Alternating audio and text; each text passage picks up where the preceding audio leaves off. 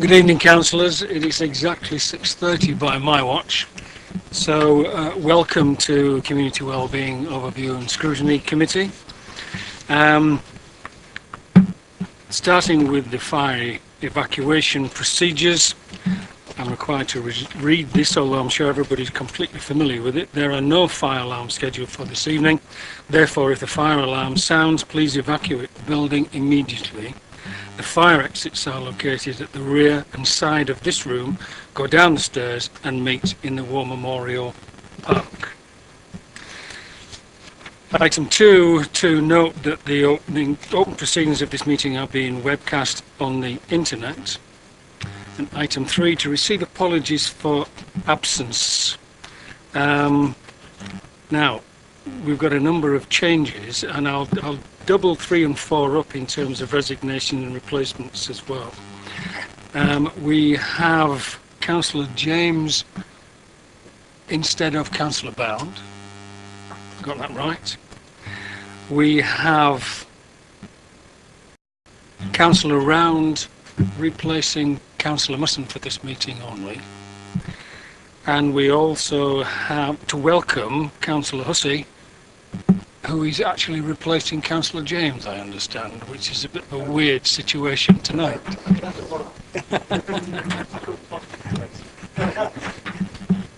So welcome. Urgent items, there are none. Item 7, to confirm the minutes, paper A from the 5th of March, the last meeting. That was a heck of a long time ago. Unless there are any issues that members wish to raise on those minutes, are you happy for me to sign that as a true and accurate record of the meeting? Yes, thank you very much. I'll do that shortly. Member and public participation on the issues contained within the agenda. We don't have any public participation, and there are no referrals from other committees or the council. No issues referred by the Cabinet. Item 11, standing invitation to the relevant portfolio holder, and I would like to welcome Councillor Mrs. Osterton, the portfolio holder for partnerships. And you're going to reserve your right to speak should you wish to do so, or should we need a contribution from you, and you're happy with that arrangement? Thank you very much. The appointments, item 12, appointments to single issue panel working parties, equal opportunity strategy group. I'm advised that the membership is now, or will be, or is it the membership now we are referring to, or the membership that's about to be in place? Because I have Councillor Itches, Councillor Miller, Councillor Mrs. Reid, and then Barnes and Hood. Is that the full? All right, so that's up and running, and that's fixed. So we just need to know those changes of personnel. Thank you very much. Yes. Within the meeting, which I've no objection to. I can't hear you so well. I wouldn't mind if she sat at the table with the microphone. I would welcome that. Well, I think the protocol would be that you would do that as and when you wanted to make a contribution, and if we asked her to make a contribution. It's just that I missed what you just said.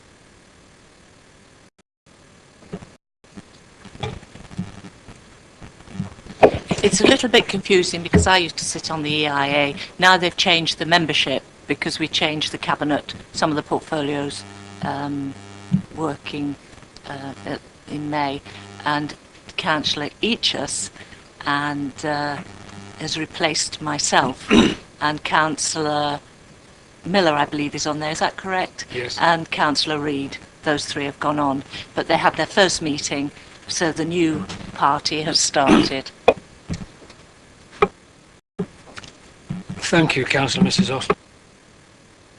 So we're going to move on to the one paper that we have this evening, item number 13, review of fees and charges relating to council-funded outdoor sports facilities.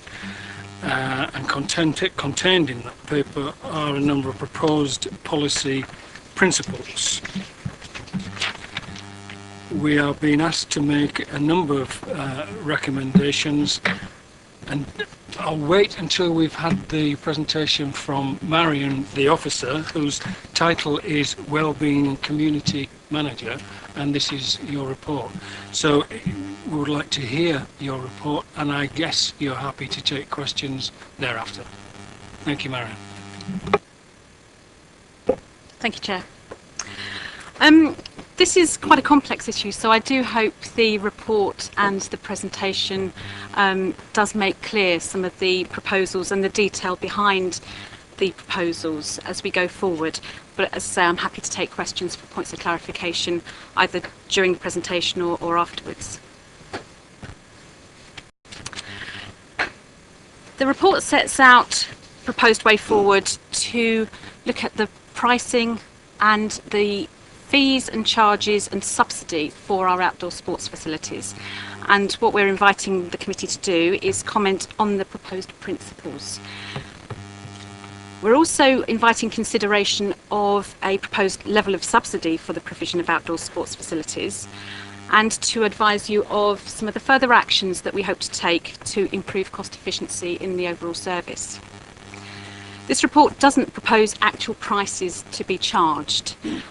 They will be set in accordance with the fees and charges process on a corporate basis, and the principles that are agreed following this consultation with the committee and Councillor Rossleton's approval of the policy when it comes to the fees and charges in November, December time.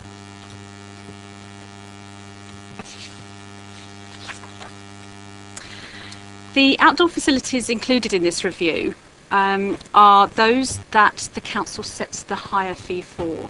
There are a range of other council outdoor sports provision, but they are either, the prices for those are set by third parties that run them, or they are indeed under a contract management arrangement, and the pricing framework for those has already been set and it is set for the contract period.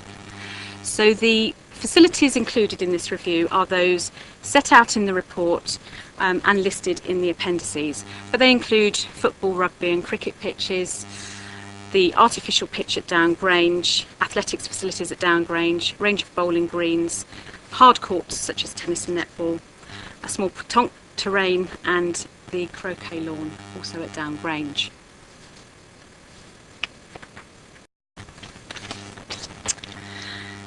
The expenditure and income associated with the facilities are set out in the report, but on this slide I have broken it down in a little bit more detail.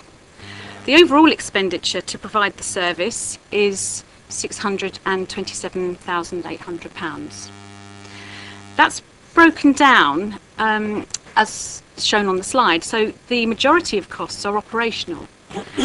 They are costs associated with grounds maintenance, so that's all the line marking, the grass cutting, the treatment at the end of a football season, and attendant cover at pavilions. It also covers the costs of the equipment and structures that the grounds maintenance team use to provide that service.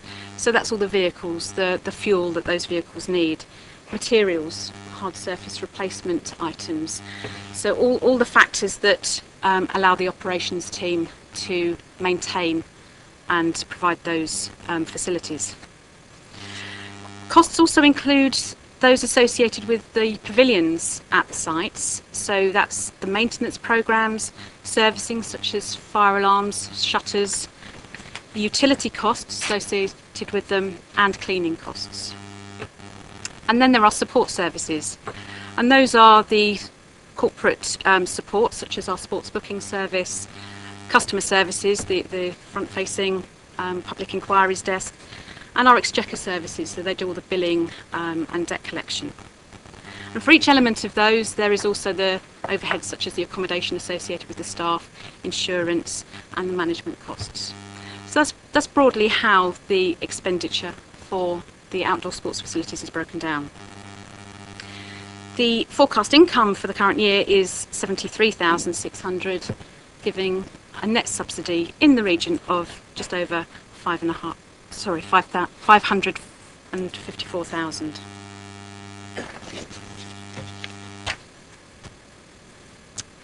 So what have we done as part of this review? Well, there's been a small working group comprising officers from our property services team, from our operations team, and from our finance team.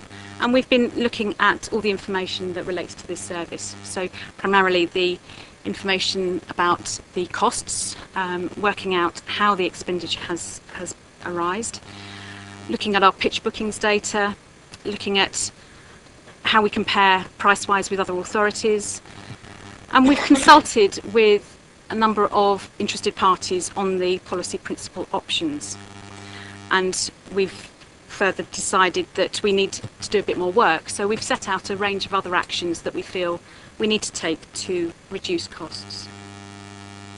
It should be noted that throughout our work, we've had to make a range of assumptions and a range of estimates. So costs and figures are largely indicative. They do give a very good indication of all the costs, but we've had to make assumptions. For example, the cost of maintaining a grass football pitch is the number of hours it takes times the cost of the member of staff and the proportion of the vehicle plant required to do it. So, and that is applied across the range of facilities.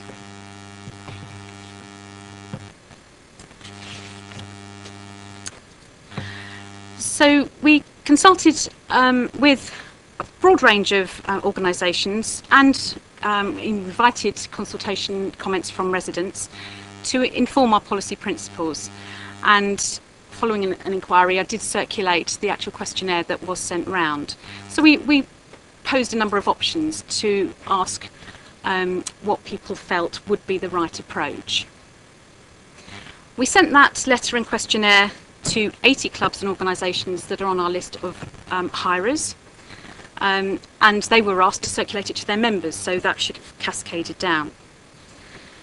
A letter and questionnaire was included in the delegate pack for our conference that was held earlier this year, and to which there was a good representation of the local sports sector.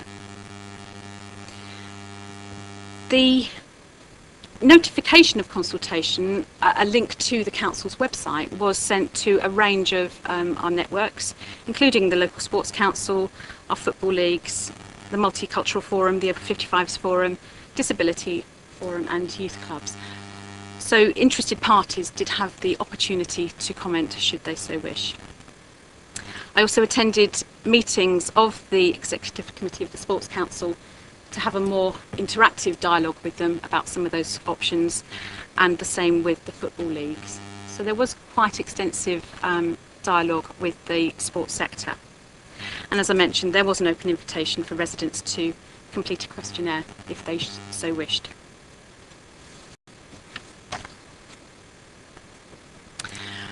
We had 38 responses back. 75% of those were clubs or individuals who use the council's outdoor facilities. So they do have an understanding and knowledge of the facilities included in the review. 21 were from individual residents and 17 were collective responses. We recorded as one the views captured from the discussion with the local sports council, at which there were 17 representatives and which represent themselves 110 sports clubs, but we counted that as one. But I think those views are indeed valid of a range of clubs in the sports sector.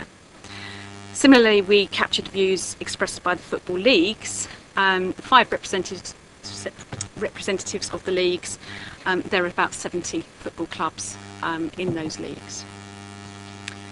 11 were responses from other sports clubs such as bowls, tennis, croquet, hockey club. We had 2 from collective views from youth groups, and 2 didn't actually say which groups they represented, but said they were a collective view. The report sets out the summary of feedback, but I just thought I'd run through them very briefly. We asked for views on how the service should be funded. 47% thought it should be mainly or wholly funded by the council. 45% thought that balance should be roughly 50-50, which is quite interesting, and 8% thought it should be mainly from hire charges. We asked about whether there should be different subsidies for different sports, and 55% thought it should be different for different sports, whereas the 45% thought if we charged a set subsidy it should apply across the board. There was a question around how we set our charges, and again, very even Stevens in terms of responses. Nearly the same number thought that higher charges should be set to achieve a specific proportion of costs, whereas a similar amount, 46%, thought charges should be broadly comparable to those set by other councils, and we've tried to reflect that in our policy approach. We asked about whether there should be differential pricing for peak and off-peak use, and the majority, in fact, thought there should be no difference in pricing between peak and off-peak use, but as we come on to, we've taken a view on that.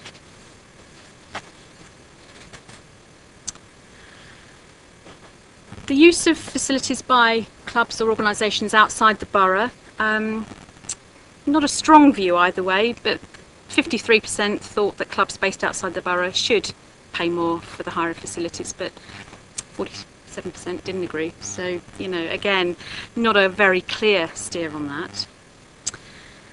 For specific groups, strong support for subsidies for children and young people, and for old people and people with disabilities.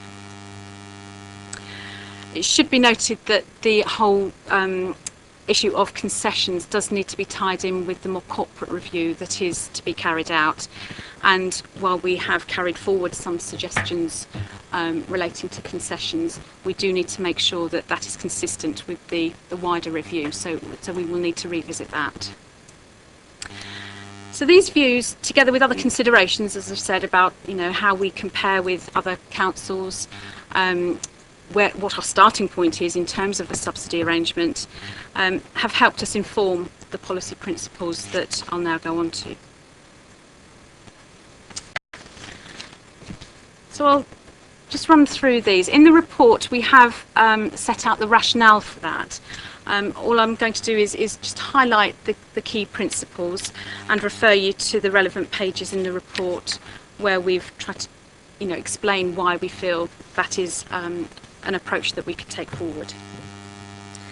So on page 7 of your report is policy principle 1, and we're saying the provision of outdoor sports facilities should continue to be a service mainly subsidised by the council. You'll see from the figures that it is heavily subsidised by the council, and while we can possibly improve that subsidy, it will remain, in my view, a heavily subsidised service. And I think that the premise of all the principles going forward are based on it continuing to be a service mainly subsidised by the council.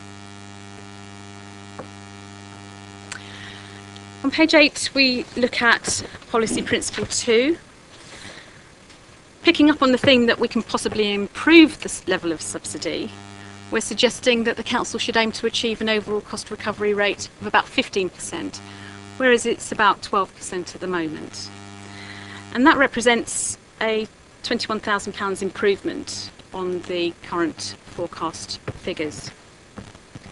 And we're saying that should be achieved not just through pricing, it should be achieved by increasing income through additional use and also through reducing costs.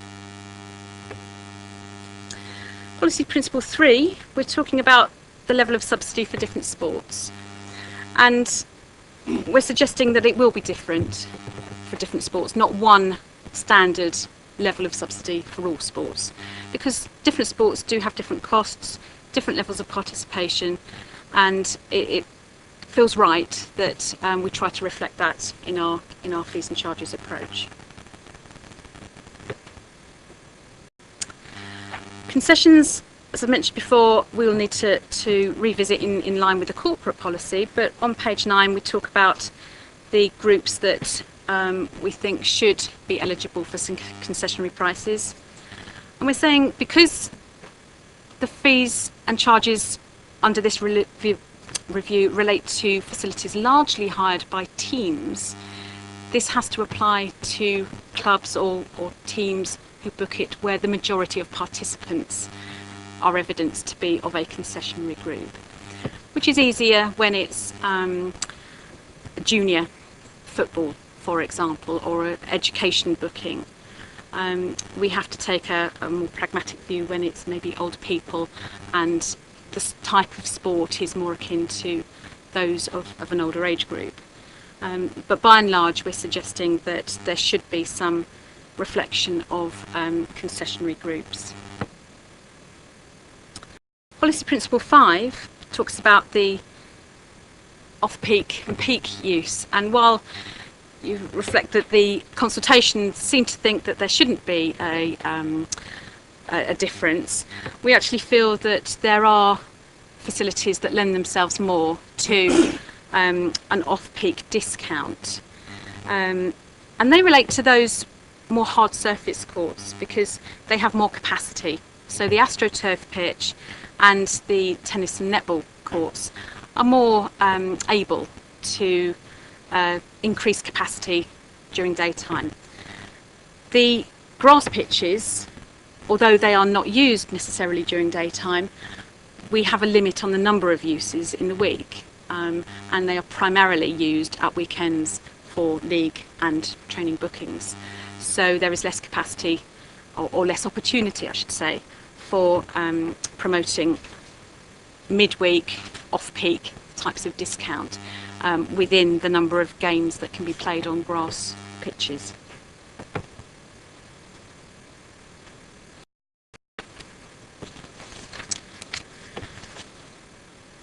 We looked at the issue of whether clubs based outside the borough should pay more. The small majority was in favour of that. We'd like some observations on whether the committee believes that should be the case. Clearly, clubs based in the borough, largely residents will be also taxpayers, residents, and contributing through their council tax. Maybe those that book the facilities who are based outside the borough should actually pay a little bit more to reflect the costs of the service that they get. Policy Principle 7. We're just trying to tie up the issue of events. A standard sports pitch booking will be for a normal fixture or for a match or for a training session. When you get to the issue of tournaments, competitions, big sports events, there are additional costs, and we just wanted to make sure that those costs were reflected and covered where possible in the higher fees that are charged. And we've also included in that principle the issue of if there are non-sports events taking place on sports grounds that therefore prevent a sports activity taking place, that there should be some recompense for that. So thoughts on that would be welcome. And finally, while we have tried to make sure that these proposals do cover most eventualities, recognise that there may be occasions when other discounts or other circumstances arise when we might want to change the fees, and we're suggesting that the head of service has the authority to do that for good sports development or for good business case purposes, and that decision is recorded.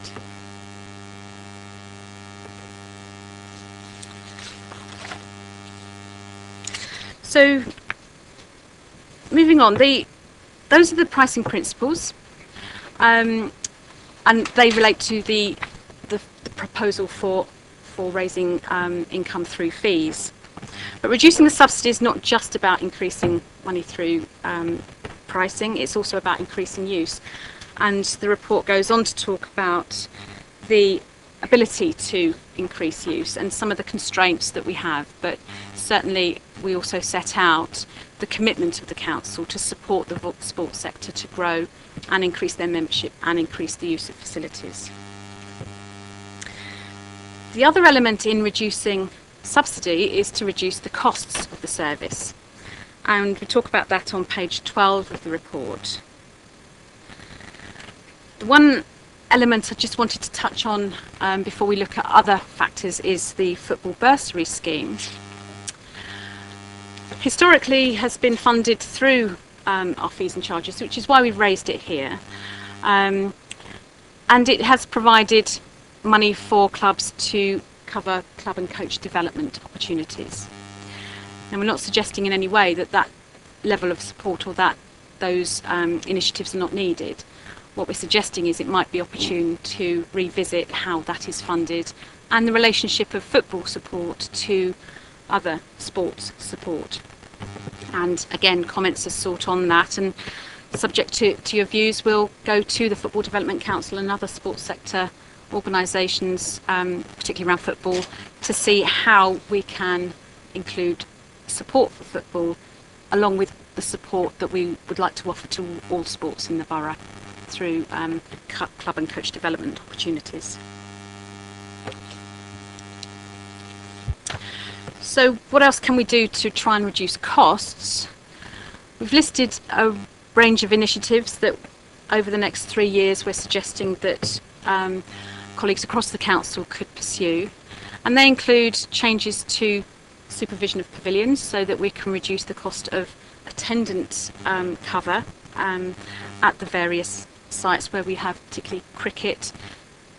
You could have an all-day match and there's often an attendant sitting there, and whether we can make arrangements for those clubs to use the pavilion on a self-service basis. We're looking at that. More efficient use of pavilions and pitches. Are there ways in which the grounds maintenance, all the associated costs can be reduced to better meet the needs of the users, and also for wider use where appropriate, so we can generate additional income from those that may be solely used for sport at the moment. They are their community asset that could be more widely used by the community. We obviously need to look at utility costs, which is a fairly big factor. And one of the issues that has been identified is that actually in some of our facilities it's not quite clear that the charging is being apportioned appropriately. So we need to look at how utility costs are metered and apportioned. We think there's an opportunity to review some of the management options for our pitches and pavilions and have greater community involvement in some where appropriate. Looking at our sports booking service to see where individual bookings are currently made, whether one of the umbrella organisations such as the League might be able to take on some of the bookings where they're involved. And finally, to look at some of the where we've called them organised but non-booked activities. Clearly there are occasions in our parks and open spaces where groups, clubs will go and train on an informal basis, and that's absolutely fine. They're open to everybody. There are some where there is organised activity on marked pitches which are not booked, and we just need to have a little bit of a better view on how we manage and charge for those.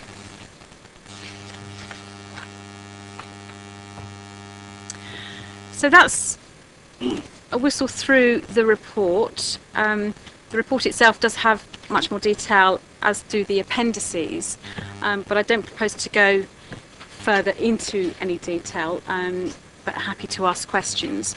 But as the Chair has said, we just would like your views on the proposition that we should try and seek to improve our cost recovery rates, to have your views on the proposed charging principles, and that includes the different levels of subsidy, a view on whether those different levels of subsidy, you have a view on those as well.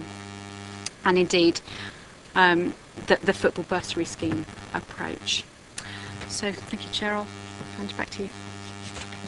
Thank you very much, Marion. That was really helpful and interesting. Sorry. Sorry.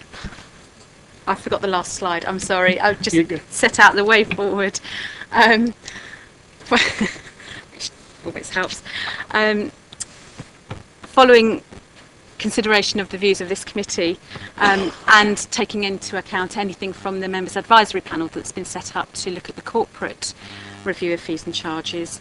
A further paper will go to the portfolio holder in September, and then we'll have more dialogue and engagement with key stakeholders about how the policy applies in practice and affects fees and charges, and that will feed into the corporate process for the autumn.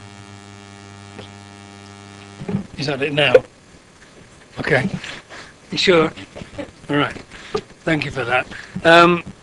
Obviously, you're happy to take questions from members, and as usual, Councillor James is first out of the block, and we're going to miss you, aren't we? And Councillor Hussey. So, Councillor James. Thank you. I've probably got a number of questions, but it's a team game, so I'll let everyone play. I'll just do the one first of all. Going back to the numbers, you said 620,800 was the cost of running the sports pitches, of which 349,000 was grounds maintenance, mowing machines, that kind of thing. If they weren't sports pitches, they were just green open space, you'd still have to mow them, maintain them, etc. So they're not really a cost of a sports pitch, they're just a general cost of grounds maintenance. Is it fair to include that? Because if you were looking at 15% recovery of 627,000, you want to get 94,000 in. If you're looking at 15% recovery of whatever it is minus the other bit, which I think is 378,000, in fact 278,000, then 15% recovery is much, much smaller, and therefore actually you'd need to cut the fees and charges for sports pitches to achieve 15% recovery. So is it fair to include it, and have you included it, or have you looked at just the line painting and putting in the goalposts and the sort of the real difference for sports, because it's just sport, not informal open space? What we've done is included the cost of grounds maintenance for sports pitches. It doesn't include the cost of the maintenance of open space around it. But you are correct that if a football pitch wasn't there, that grass would still have to be cut, but it wouldn't have to be treated in the same way that a football pitch or a cricket pitch or a croquet lawn needs to be maintained. So there would be some cost savings. What we haven't been able to do is identify down to that level quite what that would be, but there would be a significant proportion of costs relating to grounds maintenance and the use of vehicle and plant to do that, should a football pitch just be an open space. Thank you for that. Did I say we were going to miss you? I'm regretting it already. Yeah. Councillor Hussey. I've got confused over some of the figures and some of the terminology. So looking at paragraph 5.5, which says for about 8% of residents, is that residents or is it respondents? Because when we look at respondents, there were 21 individual responses, which are residents, and 17 were collective. So when it says 8% of residents, what is it 8% of? And that general theme goes through, there's many areas like that, but whether it's respondent, resident or what. Thank you. That particular percentage relates to the residents' survey, not the specific consultation on the fees and charges. So 5.5 follows 5.4, where we're talking about the 2012 residents' survey. And that survey asked some questions about barriers to participation. Okay. That was saying 45% people feel that they're already sufficient sport. Is that respondents or is that residents? It's a general, don't take it from a specific question, it's a general about percentages quotes moving forward. Because my confusion is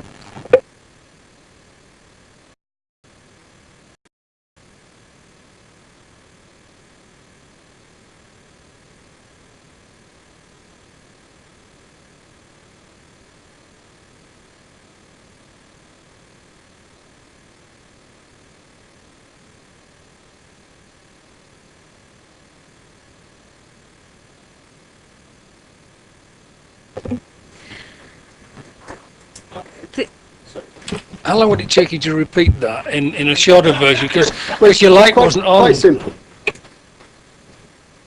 Let me just make up one little scenario here. 2 respondents said no to whatever. One respondent was me, and I'm responding as the secretary for a football club with 60 members. So I consulted my members, so I represent 60 responders, but I'm down as 1 here. Gavin complains as a resident, and he says no, and he's 1 response. Are we treated equally in the statistics, or is my response weighted because I represent a club?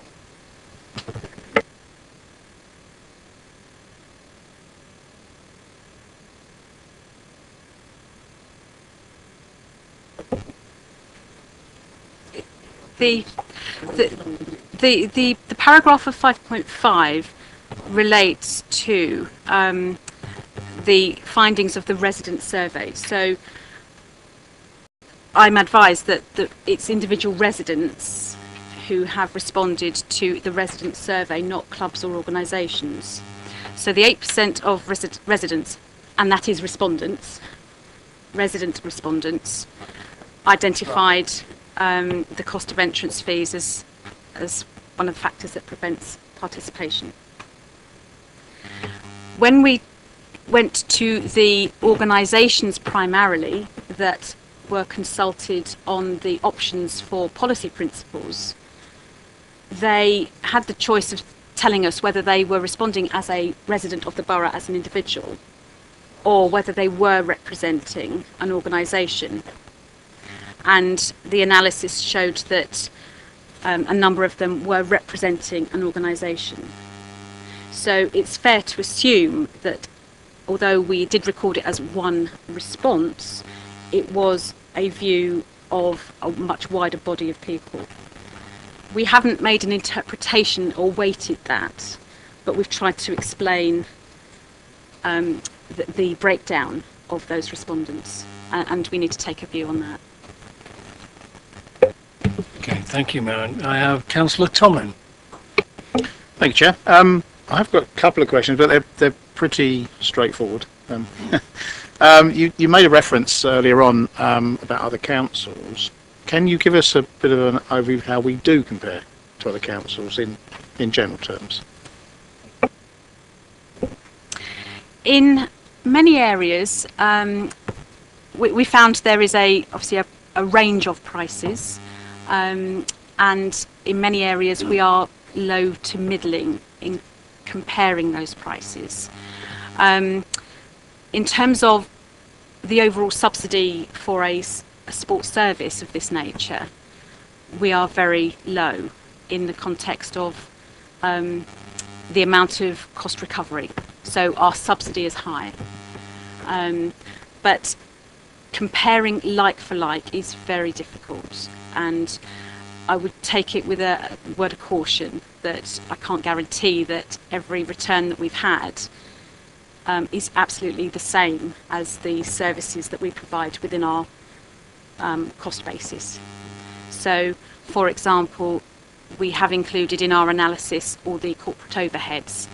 Now, I couldn't swear to you that every organisation that's replied on behalf of another council has done the same, but it gives us an overall indication. We know roughly what other councils do charge for a football pitch, and by and large we are average to lower than the average cost.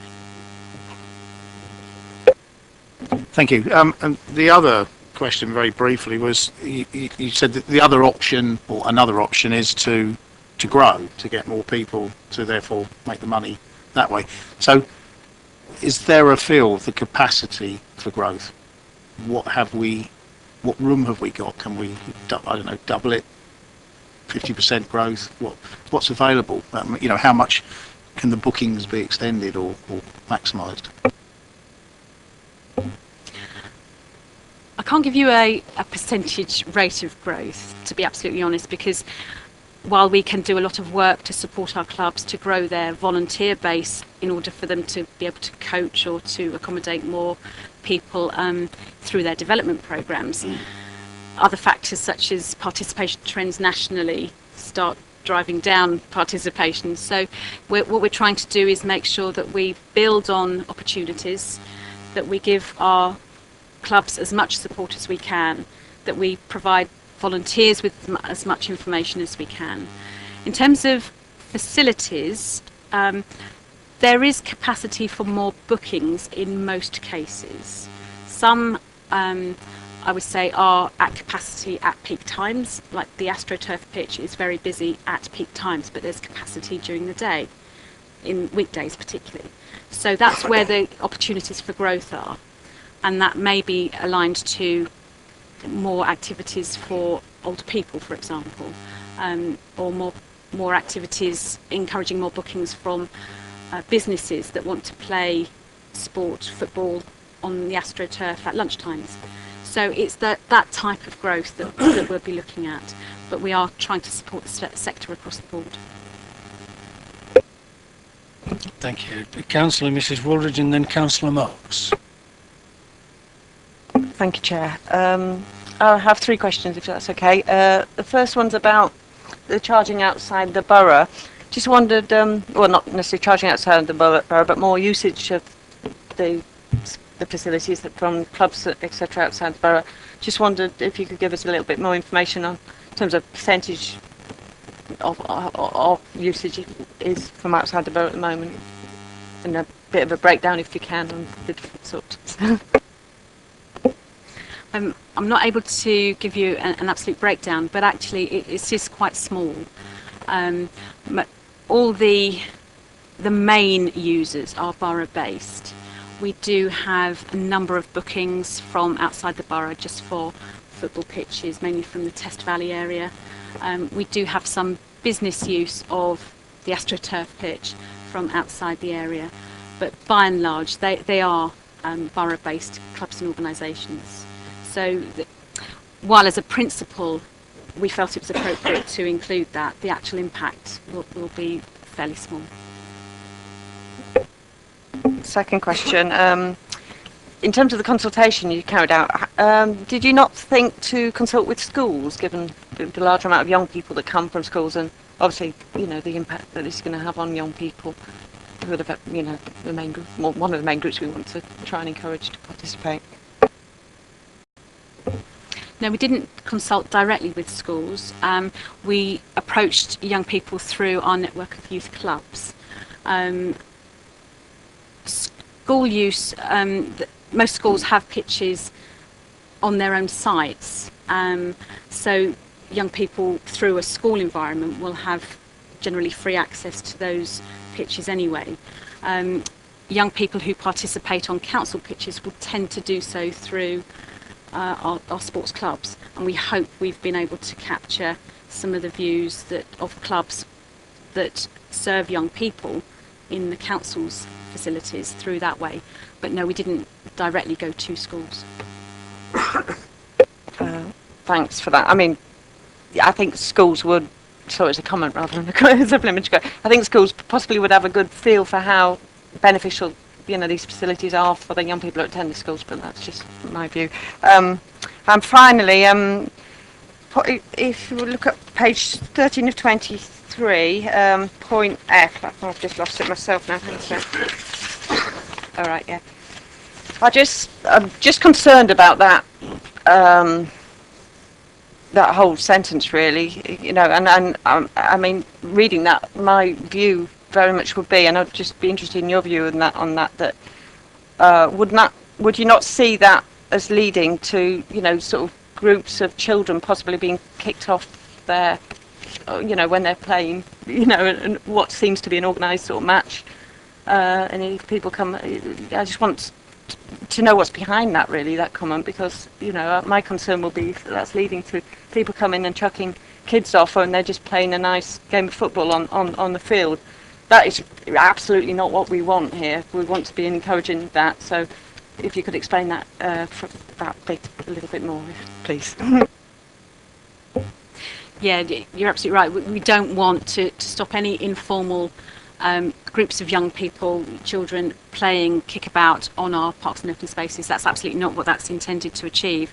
However, there are occasions when clearly organised teams are playing on pitches, and that has an impact on other users of the site.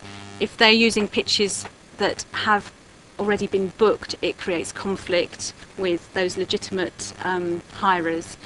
And on occasion, in busy sites, particularly at Downgrange, there are issues around parking and management of the site. And it's just trying to get a better understanding of who is using our facilities on a more informal basis, but in an organised way, so that we can operate the site safely, and where necessarily recover some of the costs, because they are using pitches that have that they have wear and tear, and there are legitimate costs associated with running a football pitch. So if they are using a particular pitch, and its life, if you like, its capacity for that week, 2 or 3 bookings a week is what those pitches can take. If that's being undermined, then we do need to try and manage that a little bit better. But there's absolutely no intention of stopping young people gathering, having a kickabout. No, absolutely. How frequently does this happen then, where you'd say the sort of so-called organised teams playing? Or, are you referring to just football? Are you referring to, say, a couple of young people maybe playing tennis on Stratton Park who maybe haven't booked it? Because Sorry. It mainly applies to football, if I'm absolutely honest, and mainly at Downgrange, but the principle would apply across our facilities. Your example of tennis at Stratton Park, for example, while the courts are open and if there is no one there to collect the fees, then, because that is a pay and play facility, if there's no one there to collect the fees, then there's absolutely no problem with those people participating and using those facilities. The only time that would be a conflict is if there was a pre-booked game or coaching session or summer activity session running, in which case they would be asked to leave or participate in that particular session. But again, trying to encourage informal use is just as important in an appropriate way. Thank you very much. Councillor Marks. Thank you, Chair. A minor one, 14 of 28, you've got Principle 4. It's where the participants are predominantly for the reduction. Well, I've sat with the parish council where we get used to, because I don't sit there now, regular requests for a fundraiser for Nomi House or the fundraiser for Cancer Week with the benefits for the match. So the participants might be anybody, but the benefits go elsewhere. And is that picked up on the very last point? As long as it's actually noted, because the very last point is the ability to offer discounts elsewhere. Because at parish level, it has displaced a full fee-paying match where we've let people have it cheap because we felt it was in a good cause. So there are issues there because we've had it at parish level.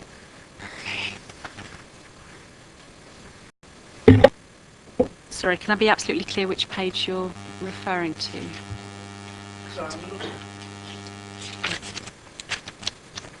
First one's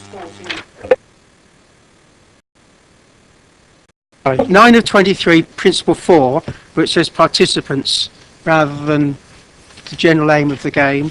I'm hoping you're going to say it's covered by Policy Principle 8 at the end. But just as long as we are aware there are clashes where you have matches in good faith, but you then push out a fee paying. The overall aim is to try and make sure that we do have the right concessions for the approved groups, but where that displaces something that would generate a fee to the council, and that is not the council policy, if you like, then we do need to try and make sure that we have the discretion to charge an appropriate rate. I'm not sure if that answers your question. I'm just keen that you're aware that there are issues, because we've had issues at parish level. The more important point is the survey and the response you've got is quite important, and how you've put it up for us is very good, thank you. But as long as we were aware that the survey went out to a biased, it went out to the group of people that were likely to use this, and what we're asking for is everybody to pay for a minority, which is not a problem, because that's what we as the council should do. But if it went out to all the ratepayers, I suspect we get a slightly different response. Now, as long as we accept that and know what we're dealing with, then I have no issue at all. But I do have an issue if we hold this up and say this is a fair survey for the whole of the borough, what they want, then I have an issue with it. But if we accept the survey went out to sports users generally, not the ratepayers, this is the results of it, then fine, that's not an issue at all. Because I used to be out with youth movements, and the assistance given to us by schools particularly, I don't know whether that was via the borough or not, was tremendous. Because in several places we paid no money at all to do stuff, so I'm very grateful for all of that. I don't know if that still carries on, but it did in the past. Thank you. I don't think there's a question to be answered there, is there? But thank you for being ready to do that. Thank you very much. Councillor Cousins. Thank you, Chair. Should the committee opt to back proposed policy principle 2, how would you feel that would impact on participation in sport in the borough?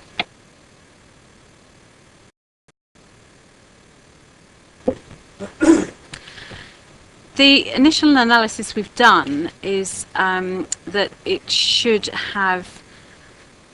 not have an adverse impact. Clearly, the increasing the cost recovery rate, as it says, is through not just pricing, but through increased income through additional use, but also through reducing costs. And the actual impact of that over 3 years is not much more, or it's there or thereabouts around inflation. So applied over 3 years.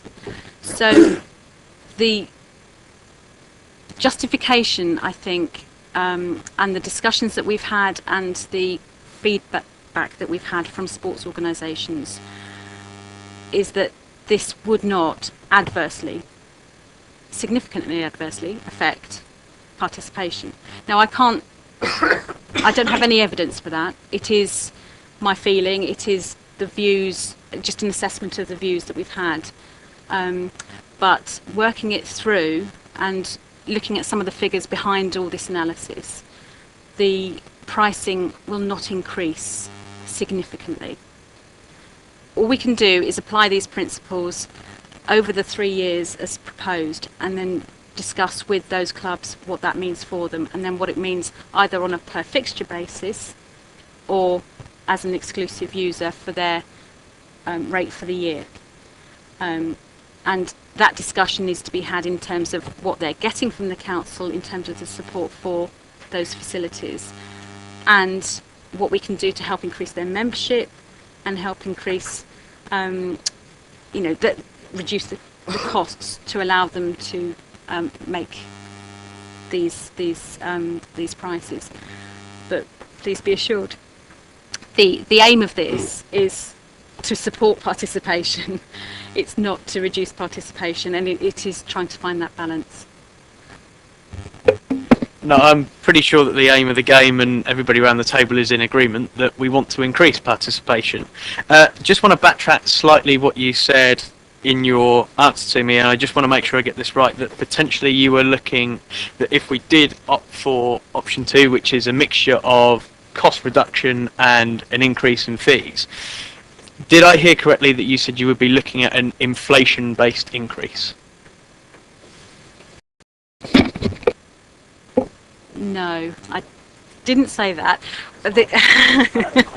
There will be different levels of increase for the different sports, but I think it's fair to say that working through an example that I indeed have worked through on football, for example, the proposal to move from 12% to 15% spread over 3 years, spread over the number of bookings that we are forecast to get, which last full year was 760 individual bookings.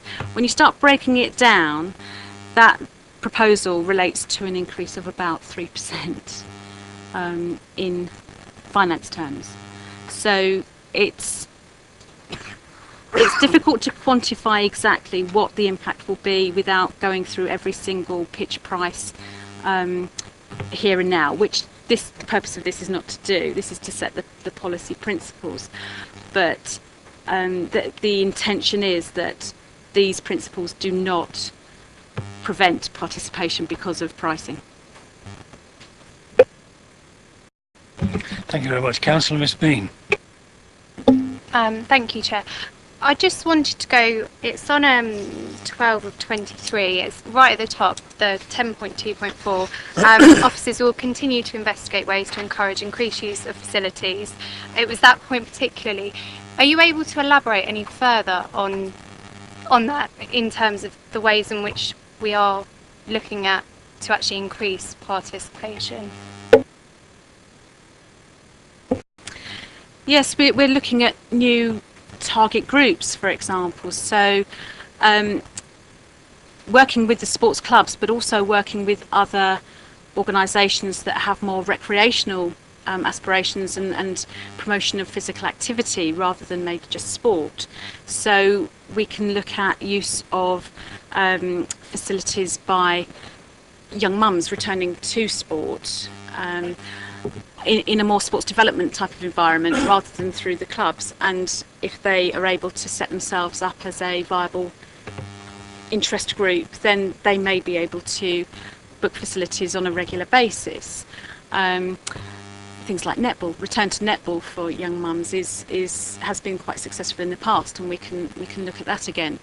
There are other ways of trying to work with our clubs on other initiatives, youth initiatives, education initiatives, where they might require additional use of our facilities, and that would generate additional income. The key issue is the capacity of our sports clubs to grow, and a lot of our work is around volunteer recruitment, education, development, rewards, recognition, that type of thing that really will help the clubs to accommodate more people. I don't suppose I could perhaps be cheeky and come back with more of a comment now, just while we're on this. I just wonder whether it'd be worth, I mean, I don't know whether with the council's support it could be better showcased actually what we do have to offer, because I'm not aware of half the things that we actually have, and whether, I don't know, there could be some gathering of a whole range of clubs, you know, showcase at one place, i.e. whether it's Down Grange on a nice day, and we try and encourage as many people as possible to come along and say, do you know what, this is what we have, this is what we've got to offer. And you might find that we can then increase participation through clubs that are already existing that are probably or possibly crying out for members to come in, just to increase numbers, and also to better work on relationships or networks that we have with people who could, I'm just trying to think in relation, there's perhaps some indoor sports facilities that could be what they do to better use something that we have outside. If that, do you get what I'm trying to say? I think perhaps, I don't know, there's a number of users at perhaps the sports centre, for example, that I don't know if we went in and said, you know, we've got this outside, you could just increase participation. It was just a thought, really, just to better showcase what we have. No, that was all right. That was kind of relevant to the question. So, a supplementary statement rather than a supplementary question. Councillor Hussey, then Councillor James, and then Councillor, your good self, sir. Is to increase our high fees in real terms, and you're suggesting indicatively about 3% for football. If our operating costs in that period go up by 3%, does that mean we'll be looking for a 6% increase, 3 plus 3, in order to keep pace with inflation? So this is a 3% above inflation, is that what you're saying?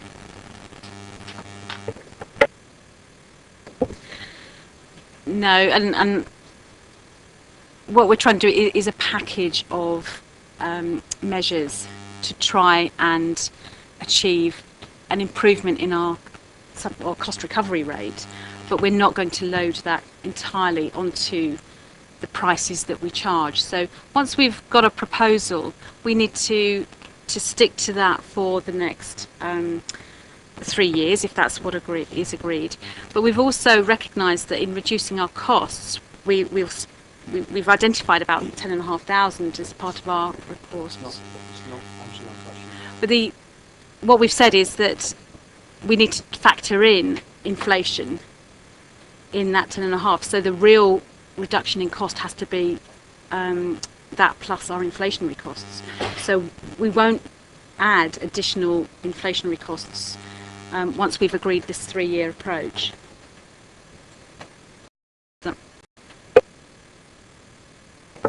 If the coalition lost control of inflation, so inflation was hitting 3.5%, and we're only trying to up our fees indicatively at 3%, the net effect is that we would be recovering less. Our subsidy would have to increase.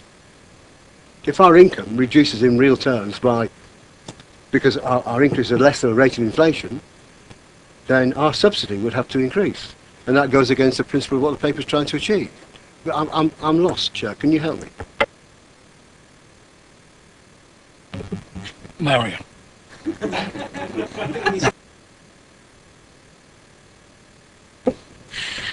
I think you're right to use the word indicative. This is a way of trying to establish a rationale for our fees and charges. It's putting some proposals together, and what we need to see is whether we can use a range of measures to improve our subsidy rate while maintaining an affordable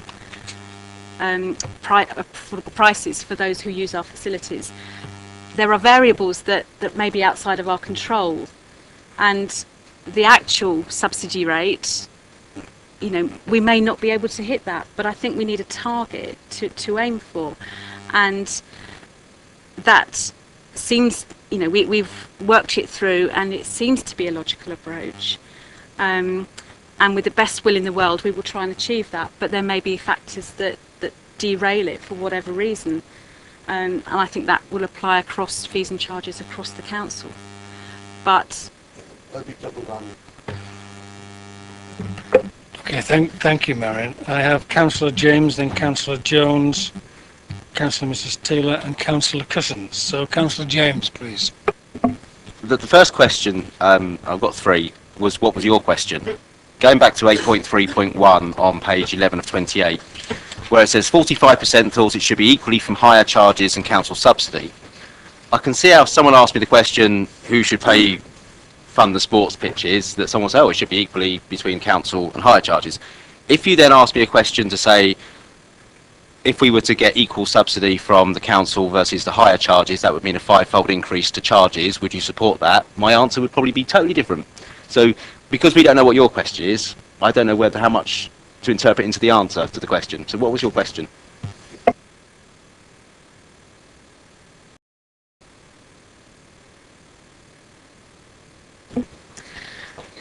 the question was, how do you think the provision and maintenance of outdoor sport and recreation facilities should be funded? And there were 5 options: wholly or mainly from higher charges, about equally from higher charges and council subsidy, or mainly or wholly from council subsidy. Which is a point that the answerers didn't know the impact of their answer, if you know what I mean. So that may have sort of changed the answers we've got if that had been in there. The second one is about missing pitches. I've looked at the list in Appendix 2, and I know of other pitches around. Are these an exhaustive list of the pitches that we charge for? I'm thinking particularly the Memorial Park, where 2 football pitches become a cricket pitch, and it's not on here, but it seems to be very crickety with a crease and all that when I last played football on it. Sorry.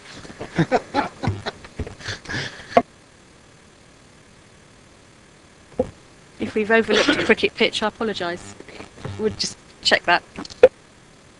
And finally, it's perhaps not on this paper, it's one that's been bugging me on fees and charges, which we always whiz through really quickly at council. I've never quite understood that very field, there's 2 football pitches, and there's, obviously during summer, it's 1 cricket pitch.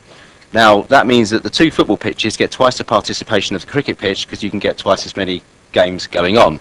At the same time, a football game lasts 90 minutes, therefore you could have it hired in the morning and the afternoon, whereas cricket lasts all day, which means that you can only be hired once by 1 user, which means you've got 4 times the users on the football pitch as you have on the cricket pitch, and yet we charge less for a cricket pitch than a football pitch. Never been able to work it out. Explain it to me. Don't feel obliged to explain it.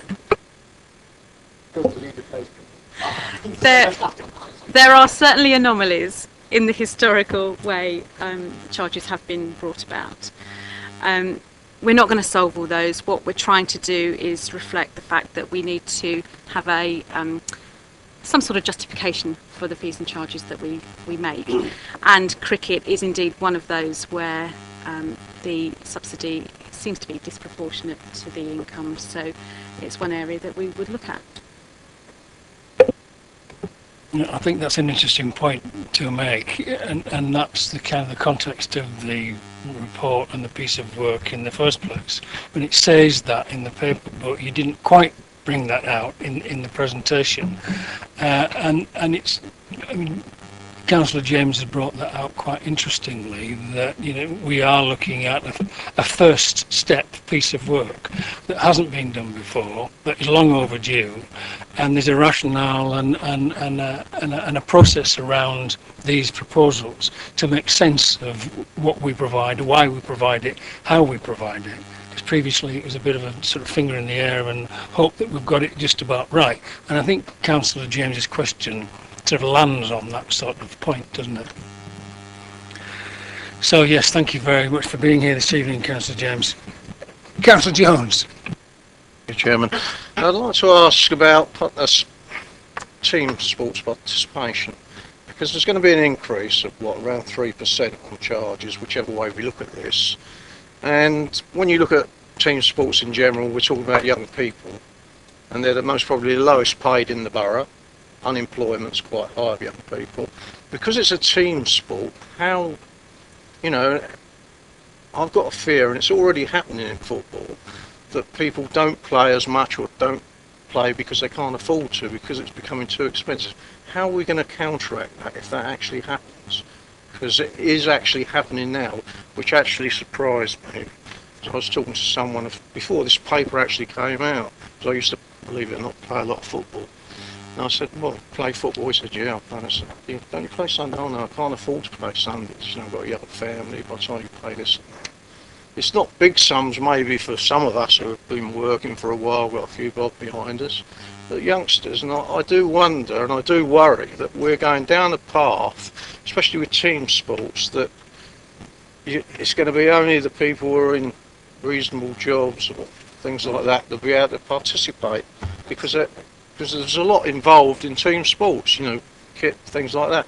Whereas years ago, a lot of the firms in this borough used to subsidise these things. I used to run a team for years, Sainsbury's. It was subsidised by Sainsbury's. We had our own pitches, things like that. They're not there no more, and I think we're just looking at sheer costs. And my concern is we've got no contingency to step in, and I just wonder whether you have. If you have, I'd like to hear about it. I think there's 2 issues there.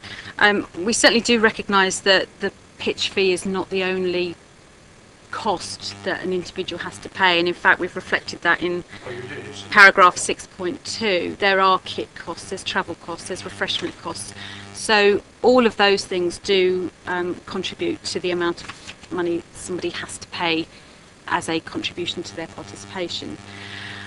In terms of what can the council do to recognise that, we did think long and hard about that, but applying concessionary rates to maybe lower income participants for team sports is very difficult, and it really only works when you can book a pay and play activity on an individual basis. So we chose not to look at concessions on the issue of ability to pay. What we will try and do is make sure that the costs for hiring facilities by teams remains relatively affordable. And I know affordable is a relative term and means different things to different people, but by keeping a parity with what other councils charge, trying to make sure that we talk to the sports sector to make sure that we know if there are problems with paying fees, and trying to encourage more members so that that cost is spread across more people making that contribution. That's the way in which I think we can help keep it affordable. That sounds all well and good, but what normally happens in the real world with team sports, and I think it's still happening now, I know go back to what I've known, is clubs just pack up end of season, that's it, the end of it, they can't afford to carry on, or they don't get enough players, they drop out of the league. And I would like to see us as a council talking with the Football League and even the rugby. I don't know much about rugby, I must admit, but to make sure these things don't happen. We've got some form of stepping in. If that is the case, it may not happen, but I say when I did speak to someone, just as a general conversation, it is an effect, and I was quite surprised, to be perfectly honest with you. I'm not sure where the question was there. Yeah, I thought so. Yeah, I thought so. Yeah, okay. All right, okay. Councillor Mrs Taylor. Thank you. One of the outcomes of the 2012 Olympic Games was that we became, as a nation, absolutely determined we were going to succeed in sports and find more and more people who can compete on a national or international level. Now, supposing, it would be wonderful if the Borough of Basingstoke would produce such people, but supposing in our midst there was somebody like a budding Andy Murray who didn't have the benefit of a tennis court in his back garden, or a Johnny Wilkinson who didn't go to public school and who could therefore practice his spot kicks all night. Have we ever considered any sort of way of picking up these people, any discretion that we could offer to them, which would give them that sort of use of I remember reading that Torvill and Dean had some arrangement with Nottingham Ice Rink whereby they could use it much more than normal people because they were recognised as being excellent. Do we have anything in mind which actually prepares us for such people emerging in Basingstoke, and we could give them the encouragement that they need and the facilities that would really bring them on? There is funding through a county talented athletes scheme, and that does provide access to facilities, primarily our indoor facilities, so things like the gym and swimming and indoor centres. Less so relevant with team sports again, but certainly there is funding available through county funding schemes for talented athletes, and we work on a sports development basis with our colleagues in Hampshire. Yeah. Funding apart, what a kid would really need is to say, look, there's a tennis court here, when do you need it, how many hours a day, you're really good, we're just going to let you use it, or get on this rugby pitch, you practice your kicks as much as you like. More than funding, that's what they need. They need the ground, they need the facility. Would we consider under our discretion section, would we just, it's nice to be prepared, would we consider that sort of discretionary decision? Yes, I think the answer would be definitely yes. If there was a young person or any talented athlete that came to us and said, and there was evidence of a certain standard and a potential for excellence, then that would be one of the cases where I think head of service discretion on pricing would apply.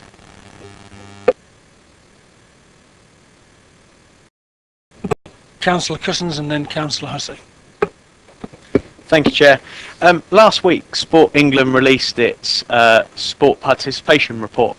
And within that report, between the periods of April 2012 and April 2013, Basingstoke and Dean had decreased in sports participation.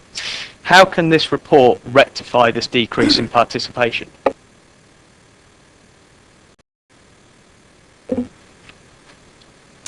Well, we are certainly doing all that we can to encourage participation.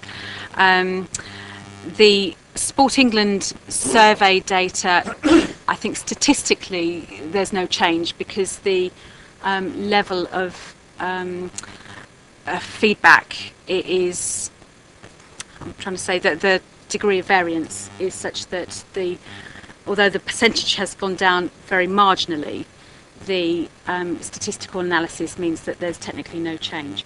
But still, that's not good enough. It's we do want to see participation across the board rising, and working with our clubs, working with our leisure facility providers, working with our private operators, because obviously the Sport England Active People Survey is all sports, indoor and outdoor, regardless of who the providers are.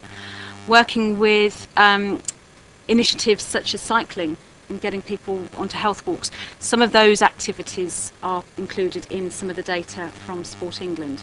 So we need a bit more analysis. Certainly my colleagues in our sports development team will be aware of some of that data, and we'll be looking at the trends in participation and building, on our sports development programmes to try and encourage greater numbers of people taking activity. Thank you. Sorry, can I? Thank you, Chair. It was just to really clarify the point that you just said, that your understanding was that it was marginal. Back in 05-06, sports participation in the borough was 41.1%. It's now 32.6%. So I'm now it's now your interpretation of what's marginal. I wouldn't necessarily say that 9% is 8 to 9% is a marginal point. I mean, we're not the worst, or we're not as bad because Hampshire has decreased as well, so it's something that we have to sort out altogether.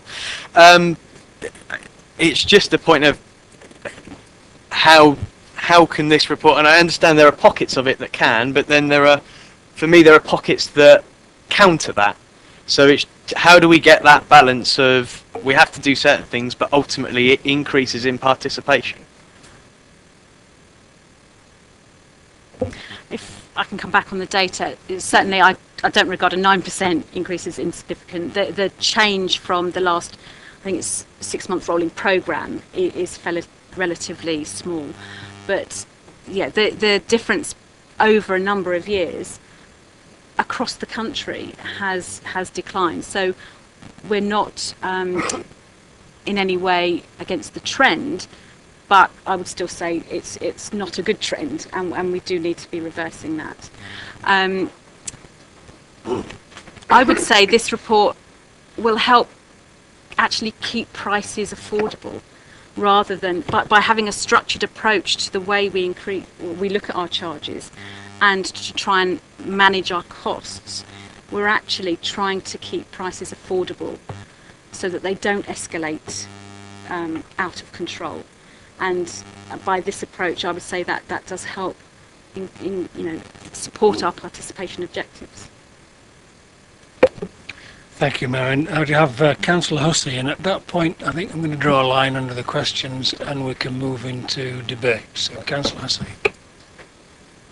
Yes, when you've made some references to prices being comparable with other councils, when you investigate that, would you also investigate at the same time in their participation? We might be a lot cheaper than Bracknell, but if their participation is slumping, we shouldn't be comparing prices with them. So instead of just comparing prices, can you also compare levels of participation?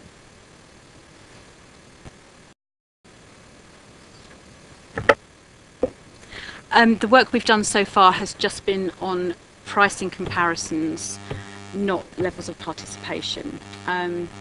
It's not a standard piece of comparable work, if you like. So it's not a question that we've asked, no. Can I just say then that we're not comparing like with like? If one neighbour is suffering on levels of participation and have much higher increases, much higher unit rates for hirers, we shouldn't be comparing ourselves with them. We don't have the same prices and the same level of participation as a borough like that. We want to increase participation. So looking at prices by themselves is, well, you're missing the point. We need to measure more than just the price in terms of comparability.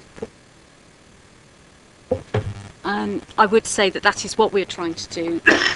The benchmarking against other local authorities is one strand of all the information that is coming together to try and inform these policy principles. And together with our existing charges, with the costs, with incentives, participation trends, all of those are factors in our thinking and in trying to pull this together, and our work with our clubs and the sports sector. Given they'll be reported back when we have recommended increases.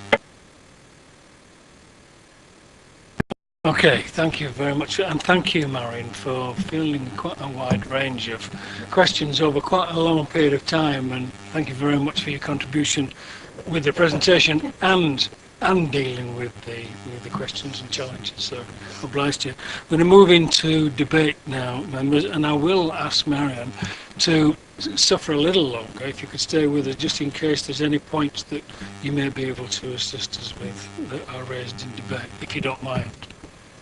I know it's a lovely evening and I'm sure you've had enough, but if you'd stay with us, we'd be grateful. Thank you. Okay, open for debate, members. Now, why am I not surprised? Councillor James. I didn't know how you wanted to do it, Chair, but I'm looking at page 12 of 28, proposed policy principles for comment, because that seems to be a good place to start, as you want us to comment on them. It seems policy 1 is policy principle 1, and then there's policy principle 2. Policy principle 1 effectively says we're expected to achieve 12%, and that's kind of where we carry on. And principle 2 is we aim for the 15%, so it's one or the other in terms of a preferred option for this committee. So I wanted to say I quite like policy 1. Well, I like policy 1, I don't like policy 2. Policy 4, this is where it talks about concessionary prices, and I think it's already been covered a little bit by the officer when she spoke, that if you get Chinham under 14s want to rent a pitch, it's fairly obvious that they're children. For any other team, it's very difficult for someone to ring up and say, we want to book a football pitch, 2 of us are disabled, 3 are pensioners, 5 are out of work, and 4 are from an ethnic minority. Do we qualify? Because the other 8 are in full-time employment and doing very well for themselves. From an administration point of view, obviously what we want to do is get rid of the barriers to sports participation.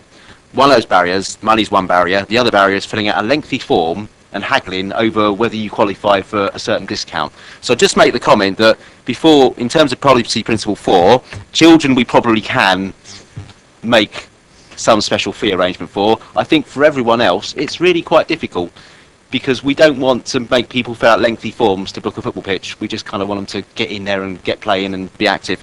So that kind of is one. And also the same, I think, was it principle 6, where it talks about clubs and groups based outside the borough should pay more for facilities. I think, we're so close to heart.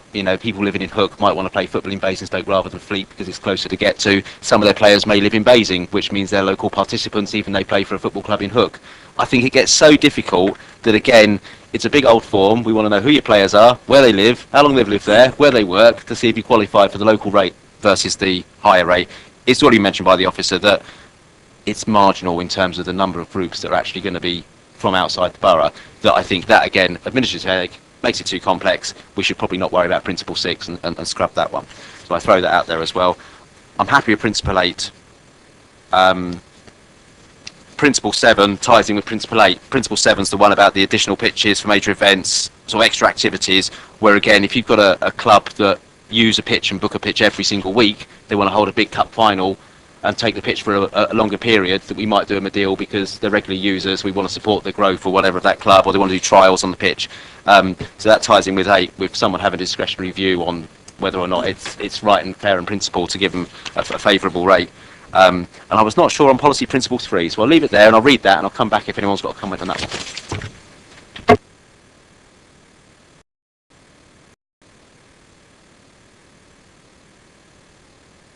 You've kicked us off to a good start there, Councillor James, and I know I do have Councillor Round and Councillor Cousins wanting to add their views. I think the way you shaped it in terms of taking it principle by principle is a good one. So could we go through it on that basis then? Comments on principle 1, principle 2, after that, principle 3, after that, till we get to the end. So we know what Councillor James thinks about principle 1. Does anybody else have a comment to make on principle 1? Councillor Cousins. Thank you, Chair. I agree. Principle 1, I think, should be the way forward. The report doesn't do enough for me to convince me that upping the conversion of income rate from 12% to 15% is necessary. I think that, from looking at the stats from the Sport England report, our participation isn't fantastic when compared to our neighbours. For example, Hart has a participation rate of 40.5%, Test Valley 37%, Rushmore 43%. We're lagging behind on 32%. I think that we should be doing more to encourage people to participate in sport, and by keeping the level as it is the way forward. Thank you for that, Councillor Cousins. Any other comments on principle 1? Councillor Marks. I don't feel as we have much option but to actually support principle 1, but I am aware we were in this room and will be in this room again when we look at setting the council tax rate, and we will get discussions regarding people having to pay council tax and how bad it is and can we drop it. The two aren't, we're in opposing views on that, because if we do this, we are already saying we're putting that we are going to have to get more council tax in to do it. Saying that again, I don't see there any option. We do want people to use them. We do want a healthy borough. We do want to move forward, and we do want to be a leading borough as well. So therefore, I support principle 1. Thank you very much. Any other comments on principle 1? Councillor Hussey.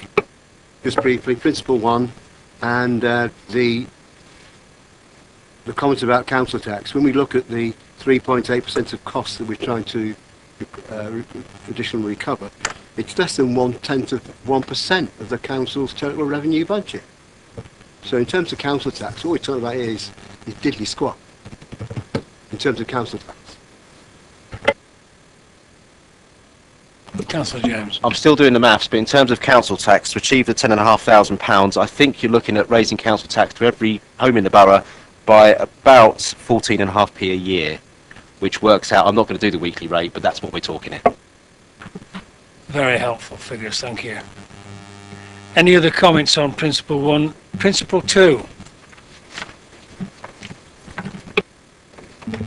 Is it the view of the committee then that you support principle 1? Thank you.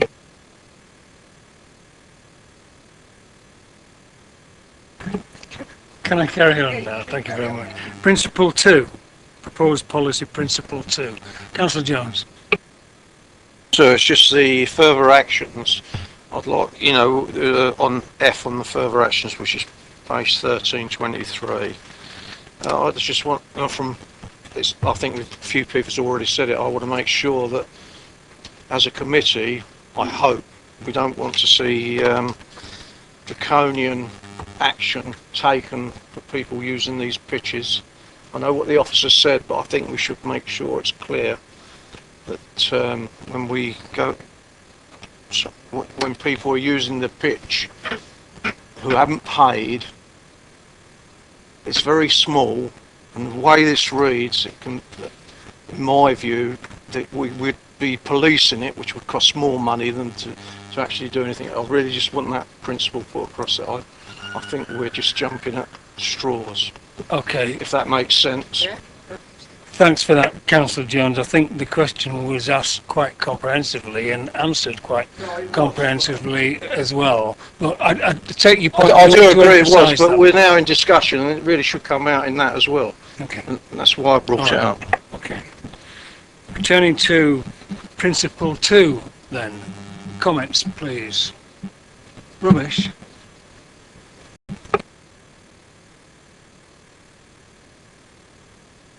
Well, I spoke earlier, but it's rubbish. We don't like it. But I say we. I don't know. I don't like it. I'm sure the others would agree with me. They've learned by now. Okay. Any other comments on Principle 2? Either to agree with Councillor James or to not. Councillor Mark. I stick by what I said on Principle 1. We want people to use it, and we're a borough council, so what we're supposed to do, allocate money out. But the more we can get back reasonably without being excessive, the better. And Principle 2 aims to go from 12 to 15%, the way I read it. Minor as it may be, but a heck of a lot of other things are very minor as well. So, yes, I support Principle 2. Thank you, Councillor Marks. Councillor Mrs Bean, Councillor Round, and then Councillor Hussey. I'm happy to support the policy Principle 2.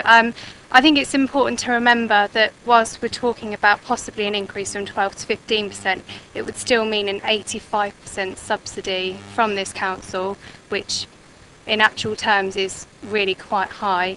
And secondly, it does also state in the rationale that there is a balance between seeking to prove the cost effectiveness of the service, but also, you know, the paragraph, it's not just perhaps looking at recovering some costs, but we're looking at being more efficient as well. And it might be as a result of some of the efficiency savings that we might look at, we might save, you know, a bit more money, and in hand, you know, we might only need 14% because we save money elsewhere.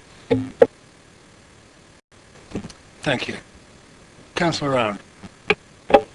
Thank you, Chair. I support what Councillor Bean has said, and policy 2 here is supporting the whole of the paper in terms of focusing on what we've never done before. We've never focused on this area, and what we've now done is focused on it, and we've set ourselves some measuring criteria. And having that measuring criteria will help us to become more efficient. It will help us to encourage more people to participate in the sport. So I think it's absolutely right that we should set down some measuring sticks, and this is what this does. Thank you. Councillor Hussey. I wanted to split policy Principle 2 into two distinct parts. Reducing costs through efficiencies, that will certainly help. But in terms of increasing income, then I think we do need more information before we can even consider that principle. And that information is based on how sensitive is price to participation. We don't have any analysis here whatsoever. In real terms, income has fallen through this recession for certainly the lower paid groups. And the lower paid groups are often our young, as we mentioned earlier. And sport participation, I believe, I've got no evidence to support this, is probably higher in the younger groups than it is in the older groups. Before we could consider any increase in income that could impact on the participation of our young, we ought to understand, certainly from the clubs and the groups, a little bit of research, how sensitive participation would be to a small increase. If it means a reduction, then we increase the income, we reduce participation, net result, 0. No increase in total income. I think we need to understand the implications for some of the clubs. Certainly reduce costs where we can through efficiencies, but a little bit more information and careful, you know, hand on the rudder about increasing income. Thank you, Councillor Hussey. Councillor Cousins, and then Councillor Miss Bean. Thank you, Chair. I agree with the concept that improving income in terms of participation is the way forward, but you can get that with policy principle 1 through other means rather than taking it through policy principle 2. The way that you can get it through policy principle 1 is including policy 4, which is the concessionary. If you offer concessions to young people, disabled, over 65s, you'll increase your participation, which will therefore mean an increase in income. I also want to come back to what Councillor Hussey just said. I would agree with splitting policy principle 2 into 2 sections. Yes, I agree that we should be looking for efficiency savings. I don't agree with the aspect of increasing pitch fees. our MP is the Minister for Culture, Media and Sport. We should be brave, we should be making flagship policies and coming up with flagship solutions to increase our participation. I've already said that we're lagging behind in terms of our neighbours. There was a survey done in The Sun earlier this year. 52% out of 2,000 respondents said that there was too little investment in local sport. 85% is a very good figure, but we can be better, and we should be better.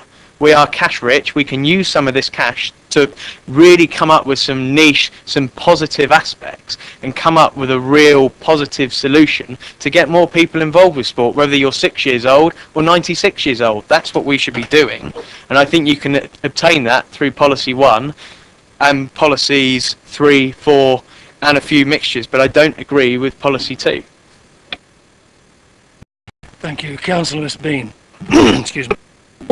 It was just to come back to what the point that Councillor Hussey raised in terms of participation decreasing as a result of possibly increasing some fees.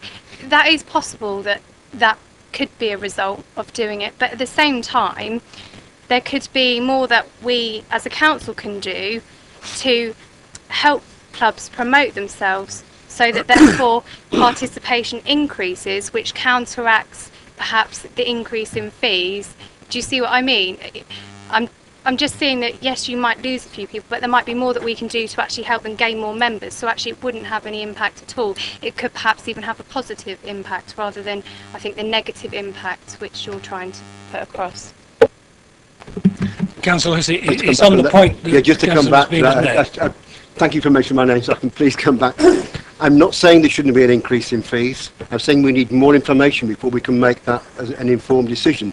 We need to know from the clubs their view about the sensitivity of participation to price. And if it's low, then I might agree with you. But if it's high, then I would disagree with you. But I don't have the information. Thank you. Councillor James and then Councillor Bound. It was a quick question that might lead to another one. On the rationale for policy principle 2, the 15% recovery rate is suggested as a target working towards the lowest rate of cost recovery cited by SIPFA. And I couldn't find, and it's probably in there somewhere, and I've completely missed it, who the hell SIPFA are.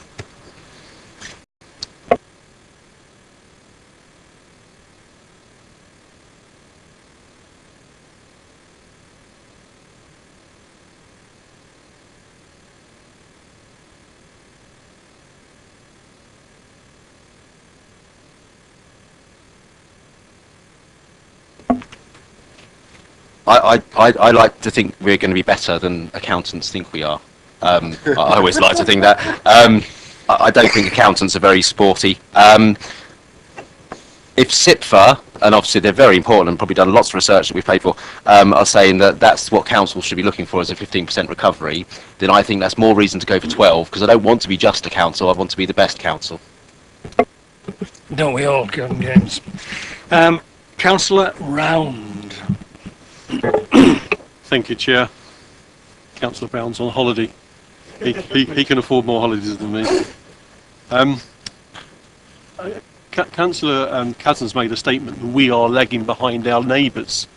And I haven't seen anything else where that's written in the report or wherever. I mean, I think the officers suggested that there was a national trend of dropping backwards, but where are we lagging behind our neighbours? Yes, on the basis that you were named, and you did quote some statistics earlier, didn't you?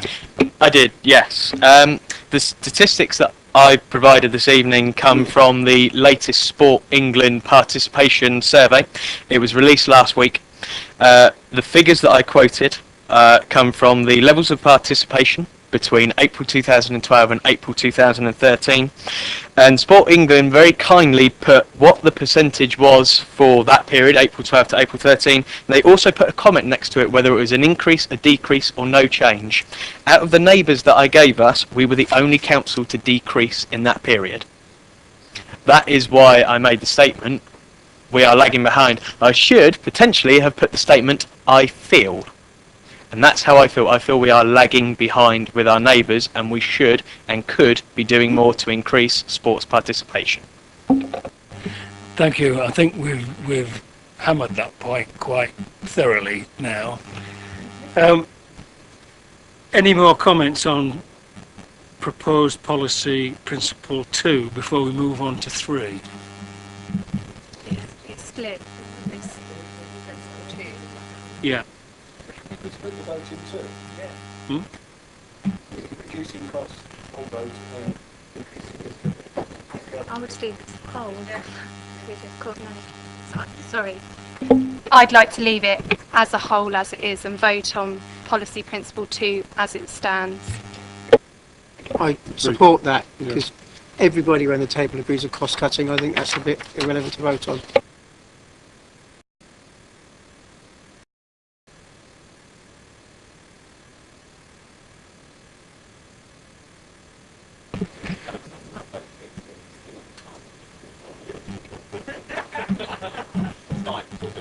The excuse me, the vote that we have on the table is to either split policy 2 or not split policy 2. So those in favour of splitting, sorry to put it so crudely and simplistically, splitting policy 2, those in favour? And those against?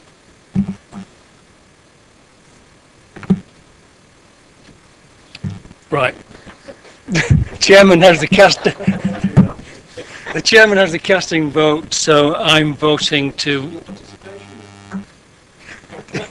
Yeah, I'm splitting myself in two. Yeah, I'm voting for the policy to stand as it is and not split.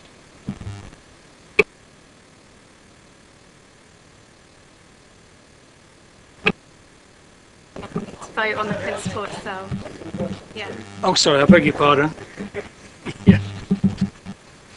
So, do we need a vote on policy principle 2? In which case, those in favour of policy principle 2? Those against? What a surprise. Yeah, I vote in favour of policy principle 2. Right, can we now move on to principle 3? Comments, please, members. Councillor Hussey. In principle 3, I'm hoping people will agree with me, a minor amendment to it, but retaining a level of parity with charges for similar facilities, with similar, by other local councils, with similar levels of participation. I want the similar levels of participation. I don't want us to compare ourselves with another council who've got much higher fees, but much reduced participation.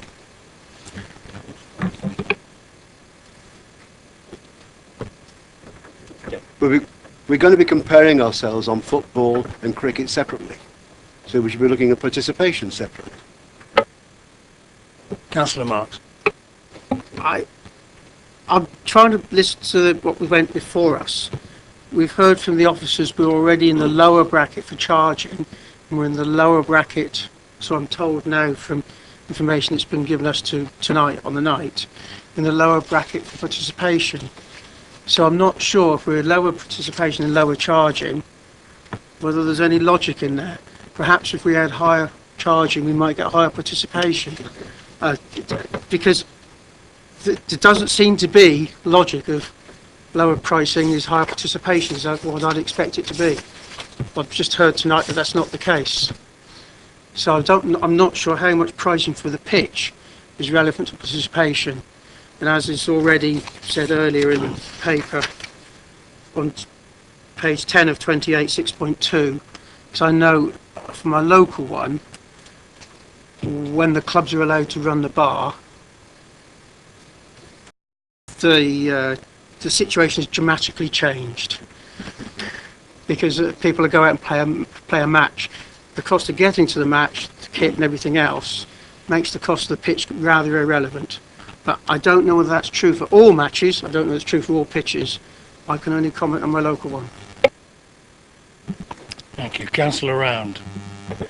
Thank you, Chair. My concern about introducing the participation measurement is that I think we heard that there's no standard for getting that information. So how will we get the information from others to measure That's all.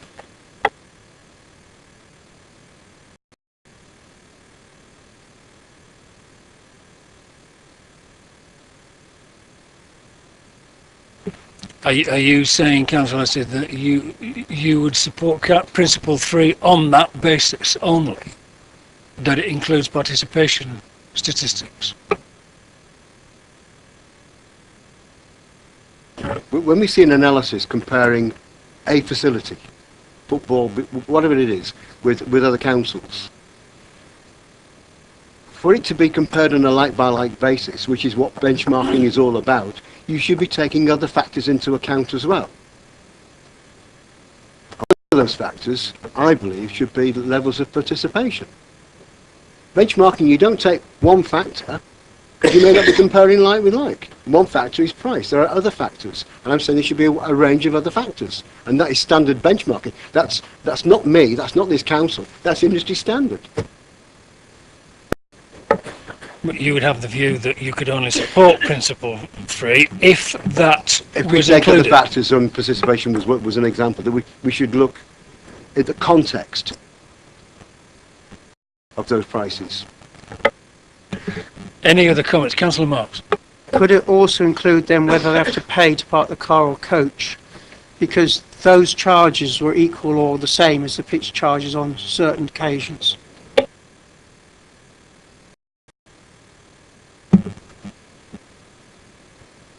Could you repeat that as a question?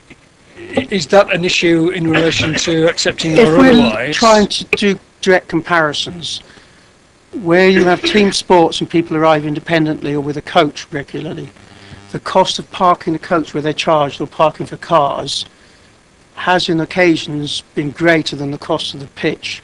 So if we're looking at the whole thing, that is a very relevant issue to put in.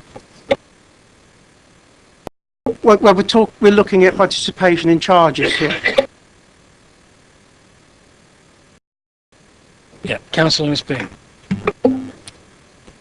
I'm actually happy to take the principle as it stands at the moment. I don't think that we should complicate it further. I mean, I get what you're saying, but we could then start going down the lines of, well, that pitch is better than this pitch. Therefore, how far do we want it to go in terms of comparisons of other facilities?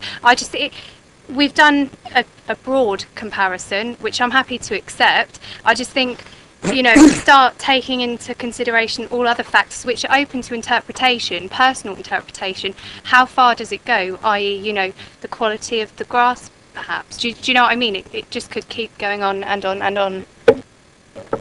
No, I'm not suggesting that at all. I'm suggesting standard benchmarking where you look at the variables that can affect or that are affected by whatever you're measuring, because nothing stands alone.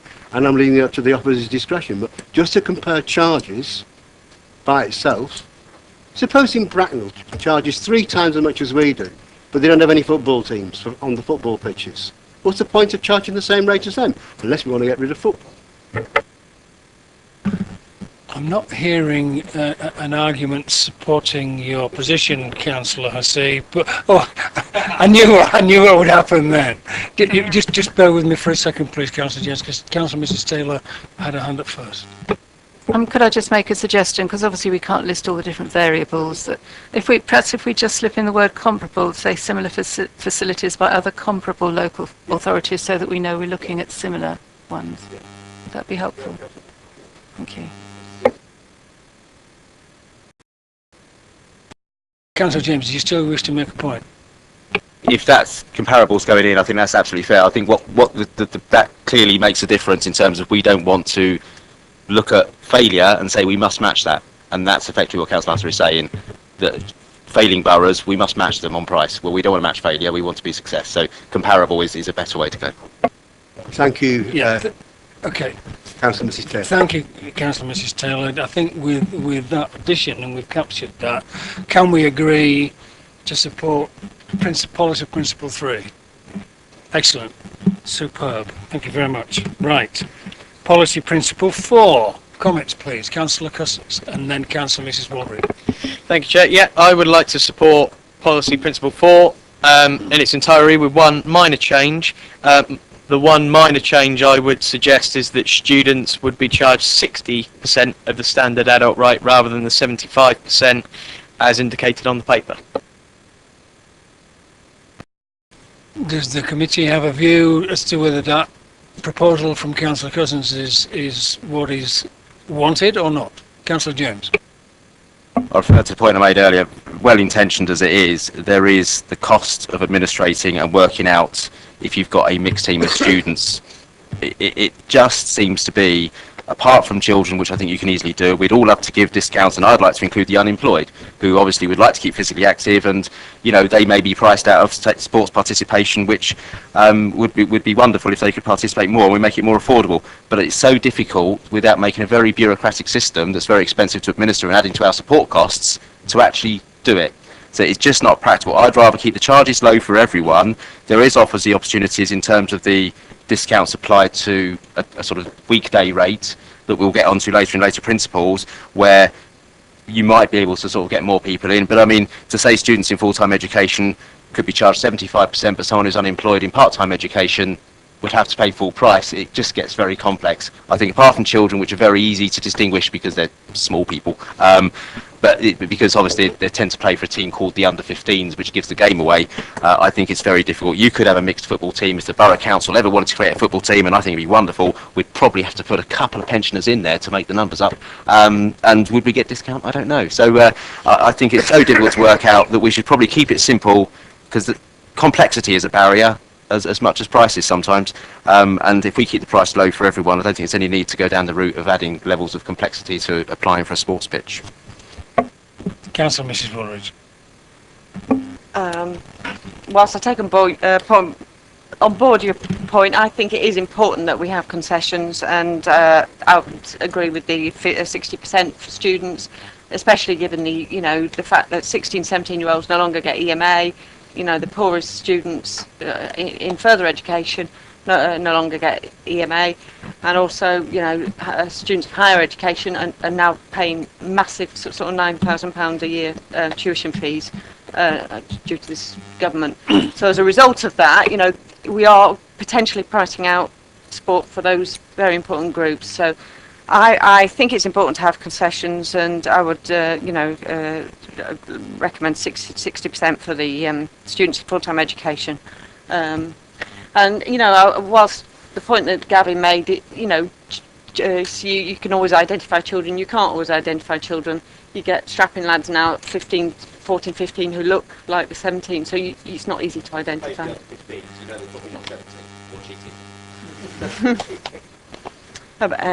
Anyway, that's my point. Okay, thank you. Councillor Round. Thank you. I mean, I would support 4 as written. I think there shouldn't be an issue with assessing what group the people fall into, because I'm sure that there will be no extra additional administration costs from our side, because I'm assuming that the clubs booking the pitches will put in a return, and quite clearly they will be telling us what their age group is that is using it. So establishing those sort of fees, I don't think is going to be erroneous on us at all. So I would support it as is written. Thank you. Councillor Tomlin. Thank you, Chair. Just a little detail thing. If my facts are right, if you're a child who is now 16, therefore not under 16, I think you find they are not students. So you'll have an age group of the sort of quasi 16 to 17, where in fact they won't get any discount, which is happening to my daughter. So it's just a clarification of the definition of student and the under. Yeah, there is a grey area for a year, and it kicked off in a debating class, and no, I know about that. And the other, so that was just I don't know how we worked that one out, but I'll leave that as a detail to be sorted. And the other thing is, if I could ask the officer, sorry, Marion. The other thing is that given the complexity that Councillor James is suggesting, I mean, can you just give us a very brief overview how it works now? I mean, would it be complex? The way it works at the moment is that for pay and play bookings, it is easy to define children and young people, because they tend to be as you say, clubs where they have fixtures for a set team defined by age, or it's a school booking, and we can assume one of those two categories. It comes up less with pay and play bookings applying to older people. What this would do would allow us to consider the context of a slightly lower charge for older people in those sports where they are predominantly used by older people. So I don't want to stereotype, but bowls, there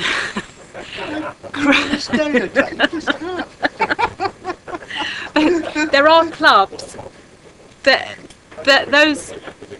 those clubs do tend to be of an older age group, and we would encourage participation by older people in any sport, but there are sports that are more suitable, maybe more preferable to older people. I won't dig myself a grave in effect. Does that mean I can't join Gavin's football team?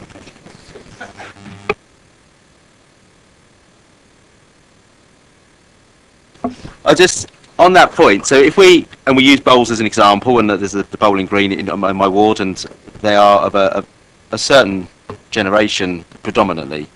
So if we want to achieve 12% from bowling, but we know that the vast majority of those involved are over a certain age, that means they'd qualify for a discount, regardless of how wealthy they are. There are wealthy pensioners as well. Then how are we going to achieve 12% if we're automatically knocking down to 8% because they're only paying 75%? Do we have to charge more for bowls so we can discount it down to 75% to achieve the 12%, or are we accepting we'll only get 8% of the 12% because of the 75% rule? Very confusing.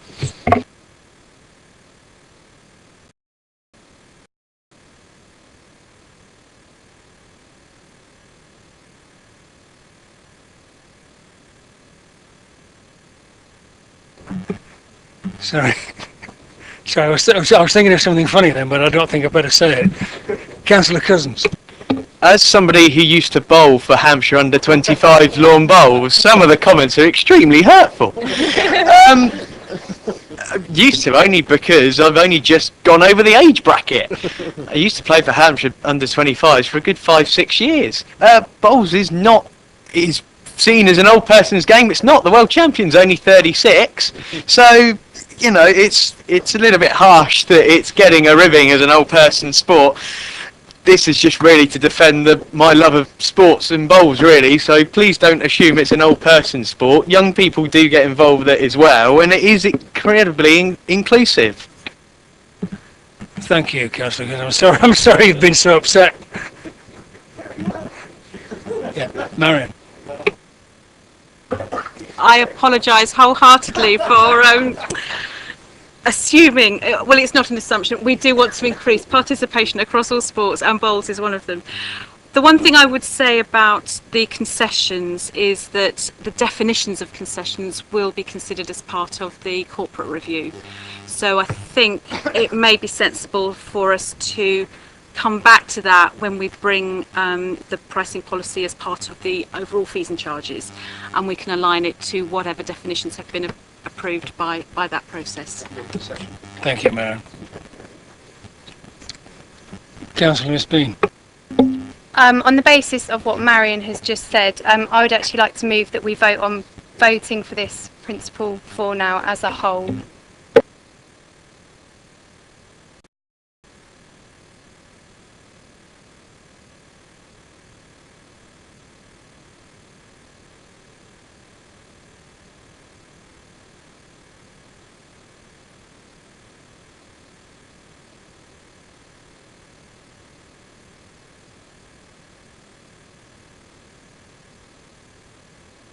Oh, sorry. Why have we got specific percentages here if it's going to be reviewed again? Why wasn't it just stated here?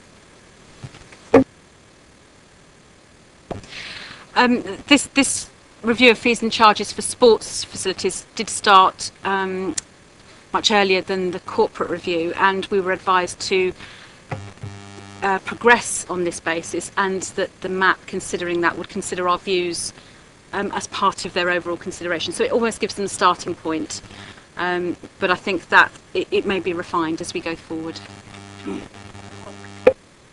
is this the starting point we want then? Because I would prefer, as I said earlier, to have 60%, and for the reasons I said about students in further education and in higher education being a groups that particularly have no income these days. So it's very difficult for them to get jobs. They have unless they rely on their parents, they have, or student grants, they have very little income.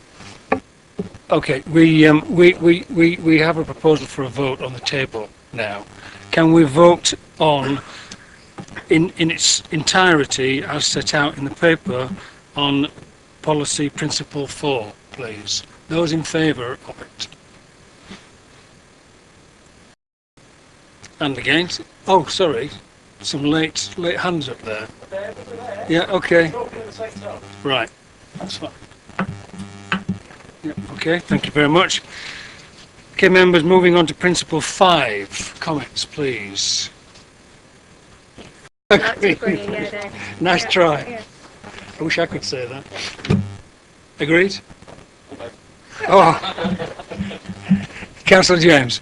I agree. I think it's a very good idea, but I think it's just important that I say that I agree on the principle that there is an opportunity during the daytime when there's underuse to increase participation and therefore increase income through the increase of participation, rather than a situation where we say we can put it up during the evening and peak periods, because if they can't afford it, they can always have it on the off-peak periods, because we know off-peak is there because of a reason. It's because people can't go and play during the day. So it's looking at that as an opportunity to increase participation, having a lower rate than a much lower rate rather than increasing the peak time rate. I want to see a much lower rate go in to increase participation, not see it as a sneaky way of, I mean, I wouldn't suggest any of the Conservatives are sneaky with fees and charges, but some people would, and I don't want to sneak up the major fee to say, oh look, we've cut the price as long as you go Wednesday afternoon at 2 o'clock when it's raining because it's cheaper.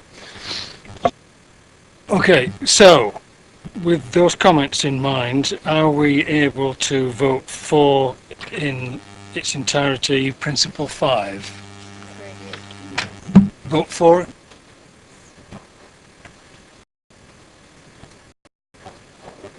Yeah, Councillor Jones. Thank you.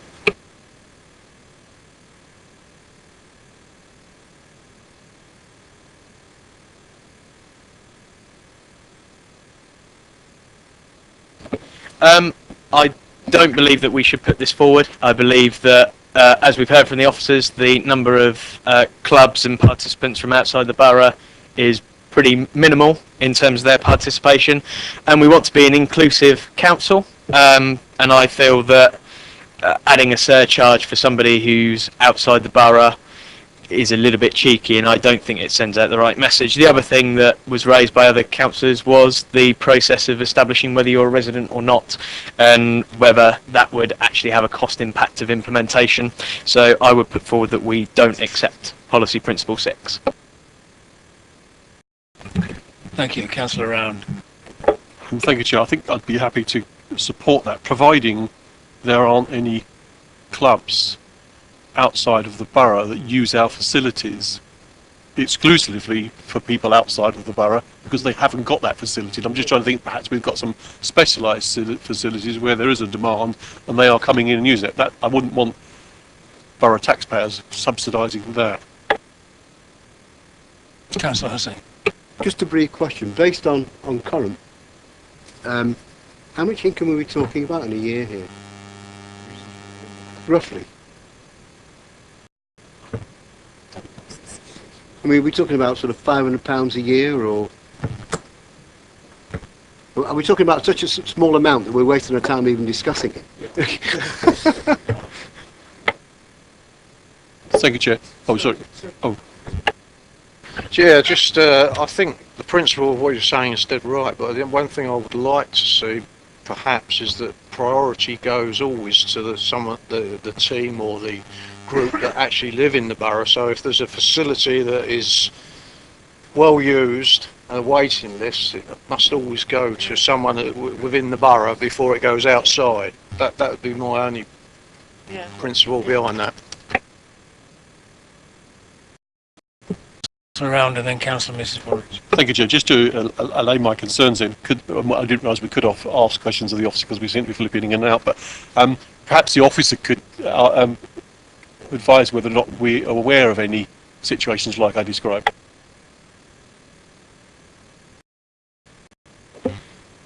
not specifically that our borough facilities serves a much wider catchment. Most of the facilities you will find in most other boroughs, if you see what I mean.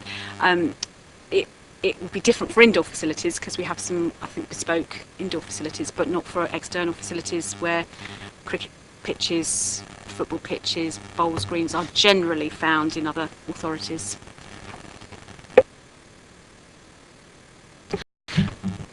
Well, Marion, thank you for that. I mean, I did ask if you were willing to stay with us and help us with some points, but I think I might have sort of put you in a rather punished position there in opening you up to other questions. Councillor Marks. Would it beg your pardon. help Sorry, Councillor Mrs. Woolridge. I suppose mine's on a similar vein.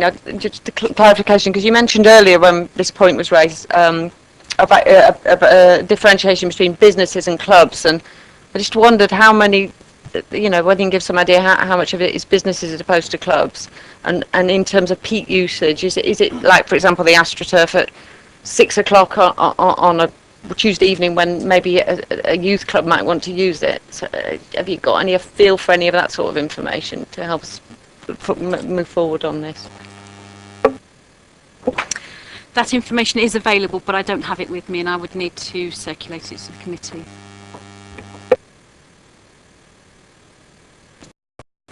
Would it help if 6 was incorporated in Principle 8 with a comment from Councillor Jones as well?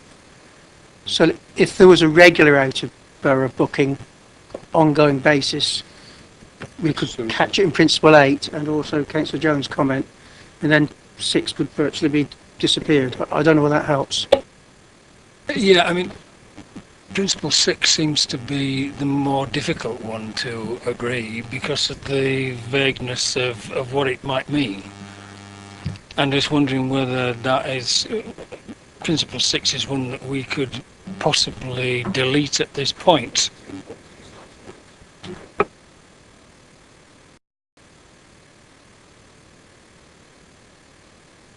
Councillor James. Just add a couple of bits that really sort of confirm the complexity of Principle 6 and why it's something we probably don't want to have in there. It might be something we look under, as you say, in Principle 8. If I live in Aldershot but work in Basingstoke and I want to go and play tennis at lunchtime, I'm an outside person wanting to use a tennis court and book it. And it's not like I can nip back to my own parish to use a tennis court. I want to use your local one. How are we going to find that out? I support the local economy because I work here, even though I don't live here, so it's only right that I have access to that facility. The other one is possibly more of a legal thing, and that's indirect discrimination, which is a factor that's come up in things I've learned over the years when I was working in retail as a manager, and some managers got done for indirect discrimination, where they said we're not going to employ people from a certain area, we're not going to allow access to a certain area. Now, if you were to turn around to say we're only allowing access within our borough, but you had a large Nepalese community outside the borough that may want to access it, there is risks for the authority. So I think losing Principle 6 completely, if you had a travelling community based just outside the borough, that you then said, no, you're outside the borough, you can't use it, it could be misconstrued as you're picking on that particular ethnic group. So you have to be very careful with that. So I think for that reason, we should probably just scrap it, Principle 6, because I think we could be at risk and have to be very careful how we worded it, and we're probably not the professionals to word it very carefully. So. Thank you, Councillor James. Maren, do you want to make a comment on that comment? The only thing I was going to say is that as part of the corporate review, there is going to be consideration for or investigate feasibility and options for a residence concession. Now, we're talking about a similar thing, whereas we were suggesting we have standard price for residents and maybe a slightly increased charge for people using it outside the borough. The corporate review is going to be looking at whether there should be a concession applied for residents. Maybe we can recommend that that's all wrapped up in that sort of debate. So the view of the committee is that we lose Principle 6 and the issues that it raises, the principles that it raises, can be addressed in a different process. Is that the view of the committee? Yes? What I would like though, Chairman, is to a future meeting, if some of the questions that we've asked, we haven't got the dates tonight, if that could just come forward anyway. Depending on what that data is, we may want to decide something quite different. But we need that data first, I think. Does the committee want to vote on that proposal to delete Principle 6, or are we simply agreed that that's what we're going to do? Can I hear from everybody, please? Councillor Mrs Taylor?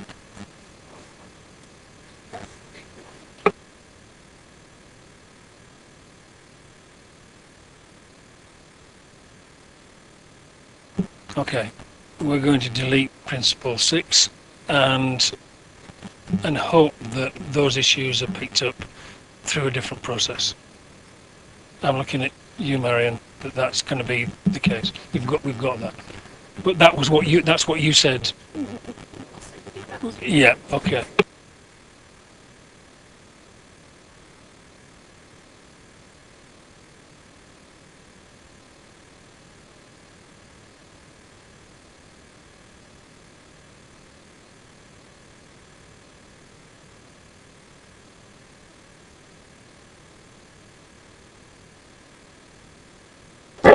Should we try and pick up what 6 was trying to do in 8? In other words, give the ability to heads of services, yeah.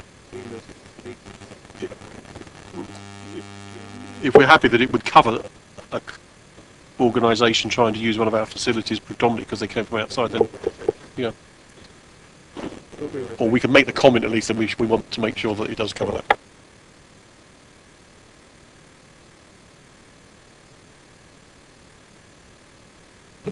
So, committee, are we agreed then that Principle 8 is to go forward? Yeah. Yeah, we don't need a vote? Good. Plus the comments? Got it. Excellent. Right. Thank you very much. Just to come back to the recommendations at the beginning, I think it's safe to say, I would suggest to the committee that we've covered 2.1 and 2.2. We've just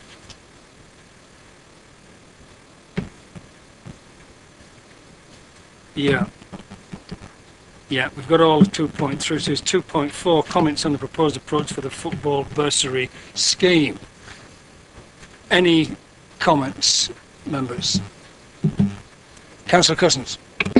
Just a quick comment, Chair, that as long as there is no loss in provision for football teams through the staggered dropout of the football bursary scheme, and that was indicated from the officers, then I don't have a problem with the approach way forward, which is that the Council and Hampshire FA go forward in a joint venture. It's outlined within the papers that there's a joint movement together. As long as there's no loss in service that creates, then I don't have a problem with that.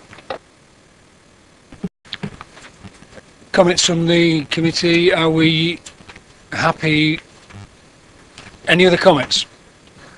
I don't know why I look at you and say those words, really. Councillor James and then Councillor Hussey. The only other comment, sort of capturing the whole paper, there was a very much earlier in the report, and I can't find it now, residence survey 5.5 on page 10 of 28. The survey also indicated about 8% of our residents, the cost of entrance fees was the main factor that prevents greater participation in sport. I'd like to say that I think that's an interesting target figure that we should look to reduce, and that we will try and make sure that there's less and less people that find the cost a barrier. The problem is, I got a feeling that all those residents were talking about non-council run facilities, the ice rink or maybe swimming pools, etc., which aren't topics for tonight. So it's really just a note that maybe in future surveys, so we get a clear answer, we want to know the difference between we're not participating in swimming or ice rinks or the indoor activities because of price, or we're not hiring sports pitches because of the price, because that's quite important when we set our fees and charges to these, is that 8% might all be wannabe ice skaters who find whatever it costs. I've not been for many years, I must admit. I don't know how much, that may be the reason, but if the 8% is sports pitches, then we've got to worry. but I don't know whether it's a worry or not. So perhaps it's a comment that could go for the portfolio holder to suggest in future resident surveys that we try and break that down a little bit to look at what sports facilities, indoor or outdoor, just so we know in future years when we're setting fees, how much of that is because of what we're charging for sports pitches. Thank you. Councillor Hussey. In terms of recommendation, it's the only place I can think to make the point. I'd like an additional recommendation. It's recommended this committee asks the officers to work with other parties, clubs, etc., to identify possible initiatives aimed at increasing participation and report back to this committee. Only possible initiatives, no commitment, we just have to look to see where we could help to improve participation. With no costs implied, no commitments implied, just to tell us what the possibilities are. Is that to reflect the observations that Councillor To reflect what's was been said making this earlier? evening. The report just says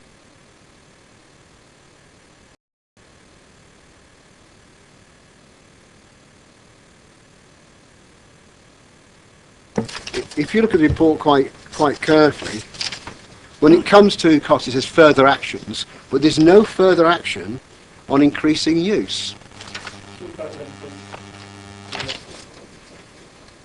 No, it's not there. It's not there positively enough. So, Councillor Hussey, you offered us a form of words. Say them again so we can...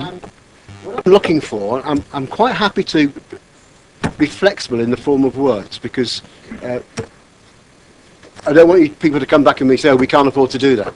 I want the officers to work with clubs, other boroughs, just to investigate possible initiatives, not ones we're committed to, possible initiatives which aim at increasing participation, and then report back to us.